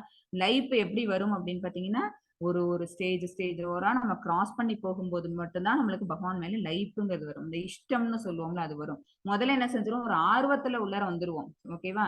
அந்த ஆர்வம்ங்கிறது நம்மள வந்து கடைசி வரைக்கும் கொண்டு போய் சேர்க்காது. அந்த ஆர்வத்தை நம்ம என்ன மாத்திக்கணும் அப்படின்னா லைப்பா மாத்திக்கணும், இஷ்டமா மாத்திக்கணும். அப்பதான் அதோட நிஜம் ருசி என்னங்கிறது நமக்கு தெரியும். அந்த டேஸ்ட் நம்ம ஒரு தடவை கண்டுட்டோம்னு வச்சுக்கோங்களேன், அதுக்கப்புறம் என்ன பண்ண மாட்டோம், இந்த பிடியை நம்ம நழுவ விட மாட்டோம். அதுதான் இந்த ஸ்லோகத்துல சொல்ல வர்றது. உனது மனதை எப்பொழுதும் என்னை பற்றி சிந்திப்பதில் ஈடுபடுத்தி எனது பக்தனாகி எனக்கு வந்தனை செய்து என்னை வழிபடுவாயாக. இவ்வாறாக என்னில் முழுமையாக லயித்து நிச்சயமாக நீ என்னிடமே வருவாய் அப்படின்னு ஃபுல் கேரண்டி கொடுக்குறாங்க பகவான். இந்த சாப்டர் ஃபுல்லா பகவான் அந்த ஞானத்தை கொடுத்துட்டு அறிவில் அரசன் அந்த ஞானம் கொடுத்தாங்க. மோஸ்ட் கான்பிடென்ஷியல் நாலேஜ் என்ன? இந்த ஆன்மீக உணர்வை நம்மளுக்கு ஊட்டுனாங்க. இந்த ஆன்மீக உணர்வை கொடுக்கறது மூலமா பகவானை நம்ம எப்படி நம்ம வந்து பிரார்த்தனைகள் செலுத்தலாம், எப்படி அவங்களுக்கு டிவோஷனல் சர்வீஸ் பண்ணலாம், மற்ற தேவர்கள் பித்ருக்கள் எல்லாம் வழிபட்டா எங்க போகலாம், பகவான் மேல நம்ம வந்து தூய பக்தி அனன்ய பக்தி அப்படிங்கிறது செலுத்துறது மூலமா பகவானுடைய பரமாம் கதிக்கு எப்படி போக முடியும், இந்த மாதிரி எல்லா விஷயங்களும் இதுல சொல்லப்பட்டது. பாஞ்சாகல்ப தருபஷ்ய கிருப சிந்துபிய வச்ச பதிதானாம் பாவனேபியோ வைஷ்ணவேபியோ நமோ நமக. ஜெய ஸ்ரீ கிருஷ்ண சைத்தன்ய பிரபு நித்யானந்த ஸ்ரீ அத்வைத கதாதர ஸ்ரீவாசாதி கௌரபக்த விருந்த. ஹரே கிருஷ்ண கிருஷ்ண கிருஷ்ண ஹரே ஹரே, ஹரே ராம ராம ராம ஹரே ஹரே. ஸ்ரீல பிரபுபாதா கி ஜெய், அனந்த கோடி வைஷ்ணவிஸ் கி ஜெய். ஹரே கிருஷ்ணா. Krishna Mataji. ஹரே கிருஷ்ணா. சாரிம்மா, இங்க பவர் போயிடுச்சு. No issues, Mataji. Can you unmute content, Mataji? Yes yes. Hare Krishna devotees. Hare Krishna Mataji. Hare Krishna Mataji. Hare Krishna Suresh. இன்னைக்கு சாப்டர்ல நிறைய இம்பார்ட்டன்ட் ஸ்லோகாஸ் இருக்குது. நீங்க ஸ்லோகாஸ் எல்லாத்தையும் கொஞ்சம் நீங்க நோட் பண்ணி வச்சுட்டு அது எல்லாத்தையுமே வந்து டெய்லி நீங்க பூஜைகள் பண்ணும்போது இந்த ஸ்லோகத்தையும் சேர்த்து நீங்க வாசிக்கணும்னு கேட்டுக்கிறோம். ஓகே. Yes yes. அதுதான் நம்ம பகவத்கீதை படிச்சோம் அப்படின்னா நம்ம அதுல இருந்து ஒரு ஞானத்தை நம்ம எப்பவுமே எல்லா ஸ்லோகத்தையும் படிக்கும் போது பெரிய பட்டனா தெரியும். இம்பார்ட்டன்ட் ஸ்லோகாஸ் சொல்லிட்டு நம்ம சொல்லி கொடுக்கும்போது அதுல பாத்தீங்கன்னா ரொம்ப கம்மியான ஸ்லோகாஸ் தான், ஒரு 30-35 அவ்வளவுதான் இருக்கும். ஸோ அதை நம்ம நோட் பண்ணி வச்சுட்டு அதை டெய்லி ரெகுலரா அதை ப்ராக்டிஸ் பண்ணும்போது அது ஈஸியா இருக்கும், நம்ம வாயில அது ஈஸியா வரும். ஸோ அதை நம்ம ஞாபகம் வச்சுட்டு சொன்னோம்னாலே அது கூட என்ன அப்படின்னு பாத்தீங்கன்னா பகவானுக்கு நம்ம செய்யக்கூடிய one of the devotion service. So எல்லாருமே பண்ணுங்க. ஹரே கிருஷ்ணா. யாருக்கும் இது டவுட்ஸ் இருக்குதா இன்னைக்கு செஷன்ல? சொல்லுங்க. ஹரே கிருஷ்ணா மாதாஜி. ஹரே கிருஷ்ணா. டவுட் இல்ல, அந்த இது உபகதை எல்லாம் சொல்றீங்களா, அந்த ரிலே பண்ணி சொல்றீங்களா, அந்த மாதிரி ஸ்டோரி எல்லாம் எங்க இருக்கும் ஆக்சுவலா? எந்த மாதிரி இதுல ரெஃபர் பண்ணுவீங்க? இல்ல மாதாஜி, பாகவதம் ஸ்டோரிஸ் வந்து ஆக்சுவலா இதுலயே தான் உங்களுக்கு வந்துரும்ல. நமக்கு பிபிடிஸ்லயே ஓரத்துல பாகவதம் ஸ்டோரி அந்த அதுக்கான இமேஜஸ் கொடுத்துருப்பாங்க, அதை ரெஃபர் பண்ணிப்பேன் நான், கூகுள்ல போயிட்டு ரெஃபர் பண்ணிப்பேன். அப்புறம் மத்ததெல்லாம் வந்து நான் எங்கேயாவது கேட்டது அது வந்து அதுக்கு இந்த இடத்துல ரிலேட் ஆகும் அப்படிங்கிற இடத்துல நானா கொண்டு போடுறது மாதாஜி. நான் ரொம்ப என் பையனுக்கு கதை சொல்ற பழக்கம் உண்டு. ஸோ ஸ்டோரிஸ் வச்சிருப்பேன், நிறைய ஸ்டோரிஸ், கிருஷ்ணா ஸ்டோரிஸ் அதான் வச்சிருப்பேன். அதை கொண்டு வந்து நானா எங்கேயும் ரிலேட் பண்ணிக்க முடியிற இடத்துல போடுவேன். அது சம்டைம்ஸ் கிளிக் ஆகும் மாதாஜி. ஸ்பெசிபிக்கா அதாவது இந்த மாதிரி அந்த மாதிரி ரிலேட் கதை அந்த மாதிரி பாகவதத்துல இருந்தா எடுக்கிறது இல்லையா? ஆமா மாதாஜி. பாகவதம் தவிர வேற எதுல இருந்தும் பெருசா ஸ்டோரிஸ் வந்து நம்மளோட பிபிடிஸ்ல இருக்காது. வைஷ்ணவாச்சாரியா ஸ்டோரிஸ் அதெல்லாம் கூட இருக்காது. பட் நம்மளோட இஷ்டம் தான் மாதாஜி, நம்ம டிவோட்டிஸ்க்கு புரிய வைக்கணும் அப்படிங்கிறதுக்காக நம்ம எடுக்கக்கூடிய பிரயத்தனம் தான் இது. ஸோ ஒரு டீச்சர் ஒரு மாதிரி கதைகள் சூஸ் பண்ணிப்போம். உங்களுக்கு வந்து இது இன்னும் கொஞ்சம் ஈஸியா நம்மளோட இப்ப இருக்கக்கூடிய லைஃப் ஸ்டைலுக்கு பொருந்தி போகணுங்கிறதுக்காக நானா சொல்லக்கூடிய குட்டி குட்டி ஸ்டோரி. இப்ப இன்னைக்கு நம்ம பக்தர்கள் பார்த்தோம்ல, அந்த அவஜானந்தி மாமூடா அந்த ஸ்லோகத்துக்கும் அந்த சததம் கீர்த்த எந்தோமாம் அந்த ஸ்லோகத்துக்கும் ஒரு டிஃபரன்ஸ், அது ரெண்டையும் சிமிலாரிட்டி டிஃபரன்ஸ் பாக்குற மாதிரி ஒரு குட்டி கதை கூட இருக்குது. சாதாரணமா நம்ம ஸ்கூல்ல ஒரு டீச்சர் வந்து ஒரு 2 minutes ஸ்டோரி எல்லாருமே கேளுங்க. ஸ்கூல்ல வந்து டீச்சர் வந்து ஒரு பாய் ஒரு கேர்ள், அவங்க 2 பேருக்கும் ஒரு டவுட் இருக்கும். ஒரு பாய் அவனை கூப்பிட்டு என்ன செய்யறாங்க அப்படின்னா, நீ வந்து இங்க இந்த கிளாஸ் ரூம்குள்ள என்ன இருக்கு அப்படின்னு கேட்பாங்க. கிளாஸ் ரூம்குள்ள நீங்க இருக்கிறீங்க, ஸ்டூடெண்ட்ஸ் எல்லாம் இருக்கிறாங்க, அப்புறம் மேல ஃபேன் ஓடுது, லைட் எரியுது, பிளாக் போர்டு இருக்குது. சரி கிளாஸ் ரூமுக்கு வெளியில சொல்லு அப்படின்னா வெளியில வந்து மரம் இருக்குது, மரத்துக்கு கீழே என்ன இருக்கு, மரத்துக்கு கீழே மண் இருக்கு, மரத்துக்கு மேல இருக்கு, மரத்துக்கு மேல ஆகாயம் இருக்குது. ஓகே எல்லாம் இருக்குதா? இது தெரியுதா? மரம் தெரியுதா? எஸ். மரத்துல பறவை தெரியுதா? எஸ் தெரியுது. ஆகாயம் தெரியுதா? ஆகாயத்துல சன் தெரியுதா? எஸ் தெரியுது. பகவான் தெரியறாரா அப்படின்னு டீச்சர் கேட்பாங்க. உடனே இந்த பையன் சொல்லுவான் இல்ல தெரியல. பாத்தியா, எது தெரியலையோ அது இல்ல அப்படின்னு அவங்க சொல்லிடுவாங்க. ஓகேவா? அவங்களோட அந்த ரியலைசேஷன்ங்கிறது அவ்வளவுதான், அந்த டீச்சர் சொல்லிடுறாங்க. உடனே அந்த பையன் வந்து ஓகே அப்படியா, இல்ல சரி மேம் சொல்லிட்டாங்கன்னு சொல்லிட்டு வந்து உட்காந்துடலாம். ஒரு கேர்ள் அதே கிளாஸ்ல படிக்கிற இன்னொரு குட்டி பெண் குழந்தை அது ஏஞ்சி வந்துட்டு அந்த இல்ல நான் உனக்கு வேற மாதிரி புரிய வைக்கிறேன் அப்படின்னு சொல்லிட்டு, இப்ப நீ வா அப்படின்னு சொல்லி இந்த பையனை கூப்பிட்டு இப்ப சொல்லுது, உனக்கு என்ன தெரியுது? பிளாக் போர்டு தெரியுதா? எஸ் தெரியுது. மேம் தெரியுறாங்களா? தெரியுறாங்க. ஜன்னல் தெரியுதா? தெரியுது. வெளியில இருக்க மரம் தெரியுதா? தெரியுது. மரத்து மேல இருக்க ஆகாயம் தெரியுதா? தெரியுது. ஓகே, இப்ப கிளாஸ் ரூம்குள்ள நான் தெரியுறேன்னா? தெரியுறேன். மேம் தெரியுறாங்களா? எஸ் அவங்க தெரியுறாங்க. மேமோட மூளை தெரியுதா அப்படின்னு கேக்குது. உடனே வந்து இல்ல தெரியல. அப்பன்னா இல்ல, உன் கண்ணுக்கு தெரியல இல்ல, அப்பன்னா மேமுக்கு மூளை இல்லை அப்படின்னு சொல்லிடுது. இது எதுக்காக அப்படின்னு பாத்தீங்கன்னா, இந்த கதையை நான் இப்ப ஏன் சொன்னேன் அப்படின்னா, நம்ம வந்து எந்த அளவுக்கு நம்ம ரியலைசேஷன் கெப்பாசிட்டியை நம்ம இம்ப்ரூவ் பண்ணிக்கிறோங்கிறதுலதான் இருக்குது, அதை உணர்றதுங்கிறது. ஓகேவா? சோ எது நம்ம கண்ணுக்கு தெரியலையோ, ஏன்னா நம்மள்கிட்ட இருக்கிறது எல்லாம் இந்த டிஃபெக்டிவ் சென்சஸ் சொல்லியாச்சு, சரியா? குறைபாடுடைய புலன்களை நம்ம வச்சுட்டு இருக்கிறோம். சோ கண்ணுக்கு தெரியாததுனால, நம்மளுக்கு காதுல விழாததுனால நம்ம என்ன செய்யக்கூடாது, அது இல்ல அந்த மாதிரி ஒண்ணு சொல்லப்படலை அப்படின்னு சொல்லிடக்கூடாது. அதை வந்து நம்ம உணர்ந்தோம் அப்படின்னாதான் நமக்கு அதோட விஷயம் என்ன, பூரணம் என்ன அப்படிங்கிற அந்த உண்மை நமக்கு வெளிச்சத்துக்கு வரும். சரியா? அதனாலதான் அந்த ஒரு அனாலஜி சொன்னேன். இந்த கதையை நான் அந்த இடத்துல சொல்லியிருப்பேன் மாதாஜி, டைம் ஆயிடுச்சு. இன்னொன்னு எனக்கு வெளியில கெஸ்ட் வந்ததுனால வந்து எந்த இடத்துல சொல்லியிருக்கணும் அப்படின்னா, பூ இருக்கு, பூவுக்கு வாசனைன்னு ஒண்ணு இருக்குன்னு சொன்னோமா, ஒரு அனாலஜி சொன்னேன்ல உங்களுக்கு நானு. ம். அந்த பூவோட அந்த வாசனையை வந்து முகர்ந்து பார்க்கணும் அப்படிங்க, அதை வந்து நம்ம ஸ்மெல் பண்ணி பார்க்கணும் அப்படிங்கிற அந்த ஞானத்தை பகவான் கொடுத்துட்டாங்க. நம்ம அதை ஸ்மெல்லே பண்ணாம அந்த பூவுக்கு வாசனை இல்லைன்னு சொல்லிடக்கூடாதுன்னு சொன்னேன்ல, சரியா? ம். என்ன பண்ணணும், நம்ம அந்த பூவுக்கான வாசனை என்னங்கிறது நம்ம நுகர்ந்து பார்க்கணும். நுகர்ந்து பார்க்கிறது நம்ம செய்யக்கூடிய செயல்பாடு. அதுதான், அந்த உணர்வை தான் நம்ம எடுத்துக்கணும், சரியா? இதை வந்து அந்த இடத்துல இதை சொல்லும் போது அந்த கதையை சேர்த்து சொல்லியிருந்தேன்னா அந்த 2 ஸ்லோகங்களும் உங்களுக்கு இன்னும் நல்லா புரிஞ்சிருக்கும். ஆனா எனக்கு டைம் போயிடுமோ அப்படிங்கிற பயத்துல நான் என்ன செஞ்சேன், அந்த இடத்துல இதை விட்டுட்டேன். ஃபைனலா பரவாயில்ல, டைம் கிடைச்சது சொன்னேன், நீங்களும் சொல்றதுக்கு அலோவ் பண்ணீங்க. சோ இதெல்லாம் யதார்த்தமா நம்மளோட லைஃப்ல நடக்கக்கூடிய ஸ்டோரிஸை கொண்டு வந்து அதுல ஆட் பண்றது மாதாஜி, வேற ஒண்ணும் இல்லை. இதெல்லாம் பர்பஸா எங்க ஏதோ எடுத்து அங்க வைக்கணும் அப்படிங்கறதெல்லாம் இல்ல. தேங்க்யூ மாதாஜி. ஹரே கிருஷ்ணா. ஹரே கிருஷ்ணா. பொறுமையா கேட்டுக்கிறீங்களே கதை, அதுக்கு நான் தான் தேங்க் பண்ணணும் எல்லாருக்கும். எங்களுக்கு புரியறது ஈஸியா இருக்கும். எஸ் மாதாஜி, அதனாலதான் கொஞ்சம் எனக்கு அது வேற ஒண்ணும் இல்லை. இல்ல சில ஸ்டோரிஸ் எல்லாம் அப்படியே ஆல் இஸ்கான்ஸ் வந்து ஆல் இஸ்கான் ஸ்பீக்கர் எல்லாம் ரிலேட்டடா சேமா நிறைய ஸ்டோரிஸ் வந்து ரிலேட் பண்றாங்க. அதனால கேட்டேன், ஸ்பெசிஃபிக்கா ஏதாவது இருக்கா அப்படிங்கிற மாதிரி. இல்ல மாதாஜி, எனக்கு எங்களோட டீச்சர் எடுக்கும்போது என்ன கதைகள் சொன்னாங்களோ அதெல்லாம் பகவத கதைகள் தான் எனக்கு சொன்னாங்க மாதாஜி. நான் வந்து 15th பேட்ச் 17th பேட்ச் நான் படிச்சது. அப்ப என்னோட டீச்சர் எனக்கு கதை சொன்னது வந்து இந்த மாதவேந்திர பூரி கதை சொல்லுவாங்க. அப்புறம் பில்வமங்கல டாகூர், அது வந்து 12th சாப்டர்ல வரும்போது சாப்டருக்கு ஒரு ஸ்டோரி, நாரதர் ஸ்டோரி சொல்லுவாங்க. அப்புறம் ஜடபரதர் ஸ்டோரி, இந்த மாதிரி சாப்டருக்கு ஒரு ஸ்டோரி. அதுவும் நிச்சயமா அது பாகவத்திலே தான் வரும், வேற இதுல இருந்து எடுத்துக்க மாட்டாங்க. பட் இதெல்லாம் நான் என்னோட செல்ஃப் இன்ட்ரெஸ்ட்லாம் சரி, இதுக்கு இதை ரிலேட் பண்ணி சொன்னா நம்ம இன்னும் புரியுமே. நம்ம தான் கஷ்டப்பட்டோம், ரொம்ப நாள் ஆச்சு நமக்கு பகவத்கீதையை புரிஞ்சுக்க. இன்னுமே எனக்கு அது புரியாது மாதாஜி, நான் சொல்றேன். இன்னுமே உங்களுக்கு நான் சொல்லி தரணும் தவிர விளங்காத விஷயங்கள் எவ்வளவோ இருக்குது அதுல. ஒரு இது விஷயம் ஏன் அப்படின்னு கேட்டா நான் யோசிச்சுட்டே உட்காந்துருக்கணும், அந்த அளவுக்கு விளங்காதது விஷயங்கள். எவ்வளவு டைம் பார்த்தாலும் அப்பதான் படிக்கிறேன். அப்படிதான், அதுக்கும் ஒரு கதை சொல்லியிருக்கிறேன் உங்களுக்கு. சோ அதனாலதான் சரி, இதுங்களுக்கெல்லாம் நம்ம வந்து இன்னும் கொஞ்சம் ஈஸியா டே டு டே லைஃப்ல அதை அப்ளை பண்ற மாதிரி ஒரு கதையை சொன்னோம் அப்படின்னா உங்களுக்கு இன்னும் கொஞ்சம் அது சுலபமா புரியுமே, ஒரு இன்ட்ரெஸ்ட் இருக்குமே அப்படிங்கிறதுக்காக தான் சொல்றேன். ஏன்னா இது மத்தியான நேரம், எல்லாரும் தூங்காம சீரியல் சைடு போகாம இந்த 10 பேர் உட்கார்ந்து இந்த இதை கவனிக்கிறதுக்கு நாங்க உங்களுக்கு கொடுக்கக்கூடிய ஒரு விஷயம் எடுத்துக்கோங்க.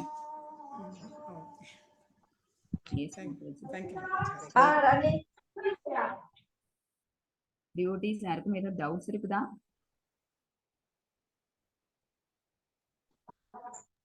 பவித்தல் மாதாஜி, எல்லாரும் அட்டெண்டன்ஸ் போட்டுட்டீங்களா? துர்கா மாதாஜி போட்டுட்டாங்க மாதாஜி எல்லாருமே. Okay, thank you so much. Devotees, new டிவோட்டிஸ்லாம் வந்து குவிஸ் அட்டெண்ட் பண்றீங்களா டிவோட்டிஸ்? பவித்தல் மாதாஜி குவிஸ் அட்டெண்ட் பண்றீங்களா? ஈஸியா இருக்கா உங்களுக்கு? பத்மாவதி மாதாஜி, துர்கா மாதாஜி, நான் ஒரு டவுட் கேட்கணும். சொல்லுங்க மாதாஜி. அதாவது நான் இன்னைக்குதான், அதாவது நேத்திக்கு தான் என் பொண்ணு இதெல்லாம் லாகின் பண்ணி கொடுத்தா. சரி, நான் இன்னைக்கு நான் போனேன், நீயாவே போற மாதிரி இருக்குமா, நீ அப்பப்ப கேட்காதுன்னு சொல்லி சொன்னா, அது மாதிரி போயிட்டேன் இன்னைக்கு. ஃபர்ஸ்ட் அந்த 0 குவிஸ் ஒண்ணு அதை அட்டன் பண்ணேன். திரும்பி அது நம்ம லெசனுக்குள்ள போனாதான் அந்த குவிஸ் வருமா? நான் லெசன் தான் வருதுன்னு திரும்பி நேத்தெல்லாம் வெளியில வந்துட்டேன். ஆன்லைன் லெசன் அப்படின்னு தான் வருது. அதுக்கு அப்புறமா அதுல வந்து அதுக்குள்ளர போயிட்டு திரும்பி அதுல குவிஸ்ன்றத நம்ம டச் பண்ற மாதிரி இருக்கு. அதை இன்னைக்குதான் கண்டுபிடிச்சிட்டு அதை செஞ்சேன். அப்புறம் ஒண்ணு செஞ்சுட்டேன், திரும்பி 1வது இது முடிச்சுட்டேன். திரும்பி நம்ம வெளியில வந்து செகண்ட் லெசனுக்குள்ளார போய் தான் செகண்ட்ல இது பண்ணணுமா? இல்ல மாதாஜி, இது முடிச்சிட்டாலே சைடுல கண்டென்ட்ஸ் வரும் மாதாஜி. அடுத்த செகண்ட் சாப்டர் டே சாப்டர். இல்ல, எனக்கு அப்படி வரலையே. திரும்பவும் பார்த்தா திரும்பி ஃபர்ஸ்ட்லயே திரும்பி உள்ள போனது. இல்ல, முடிச்சிட்டு அதுக்கு அதுல போக வேண்டாம் மாதாஜி. நீங்க அதுல போனாலும் நீங்க பேக் வந்துட்டு செகண்ட் சாப்டர் போங்க. ஏன்னா நீங்க ஃபினிஷ்ட் டைம் லைன் அன்னைக்கு காமிச்சோம்ல, 0ல இருந்து 100% இன்க்ரீஸ் ஆகும் அப்படின்னு சொல்லிட்டு. அந்த மாதிரி தான் வரும் மாதாஜி. அதுல போனாலும் நீங்க செகண்ட் சைடுல தனியா அதுக்கு ஆப்ஷன்ஸ் இருக்கும் மாதாஜி. நீங்க சாப்டர் 2 செலக்ட் பண்ணிட்டு போங்க மாதாஜி. சரி. ஆனா வந்து இப்ப நான் அன்னைக்கு என்னோட மெயில் ஐடி எல்லாம் கொடுக்காட்டாலும் என்னோடதுலதான் அது சேவ் ஆகி இருக்குமா? நீங்க உங்க மெயில் ஐடி அப்படியே கொடுக்குறீங்களா பாஸ்வேர்ட்? அதனால நீங்க சேவ் பண்ணி வச்சிருந்தீங்கன்னா அப்படியே நீங்க லாகின் பண்ணிடலாம் மாதாஜி. சரி. இல்ல, நான் தான் பண்ணிருக்கேன்ன்றது எனக்கு எதுவும் பார்க்க முடியுமா? அது நான் என்ன பண்ணிருக்கேன்றது? அந்த டே அந்த 100% முடிக்கிறது, நீங்க எத்தனை சாப்டர் முடிச்சிருக்கீங்களோ உங்க மேல அதுக்கான இது டைம் லைன் போகும் மாதாஜி.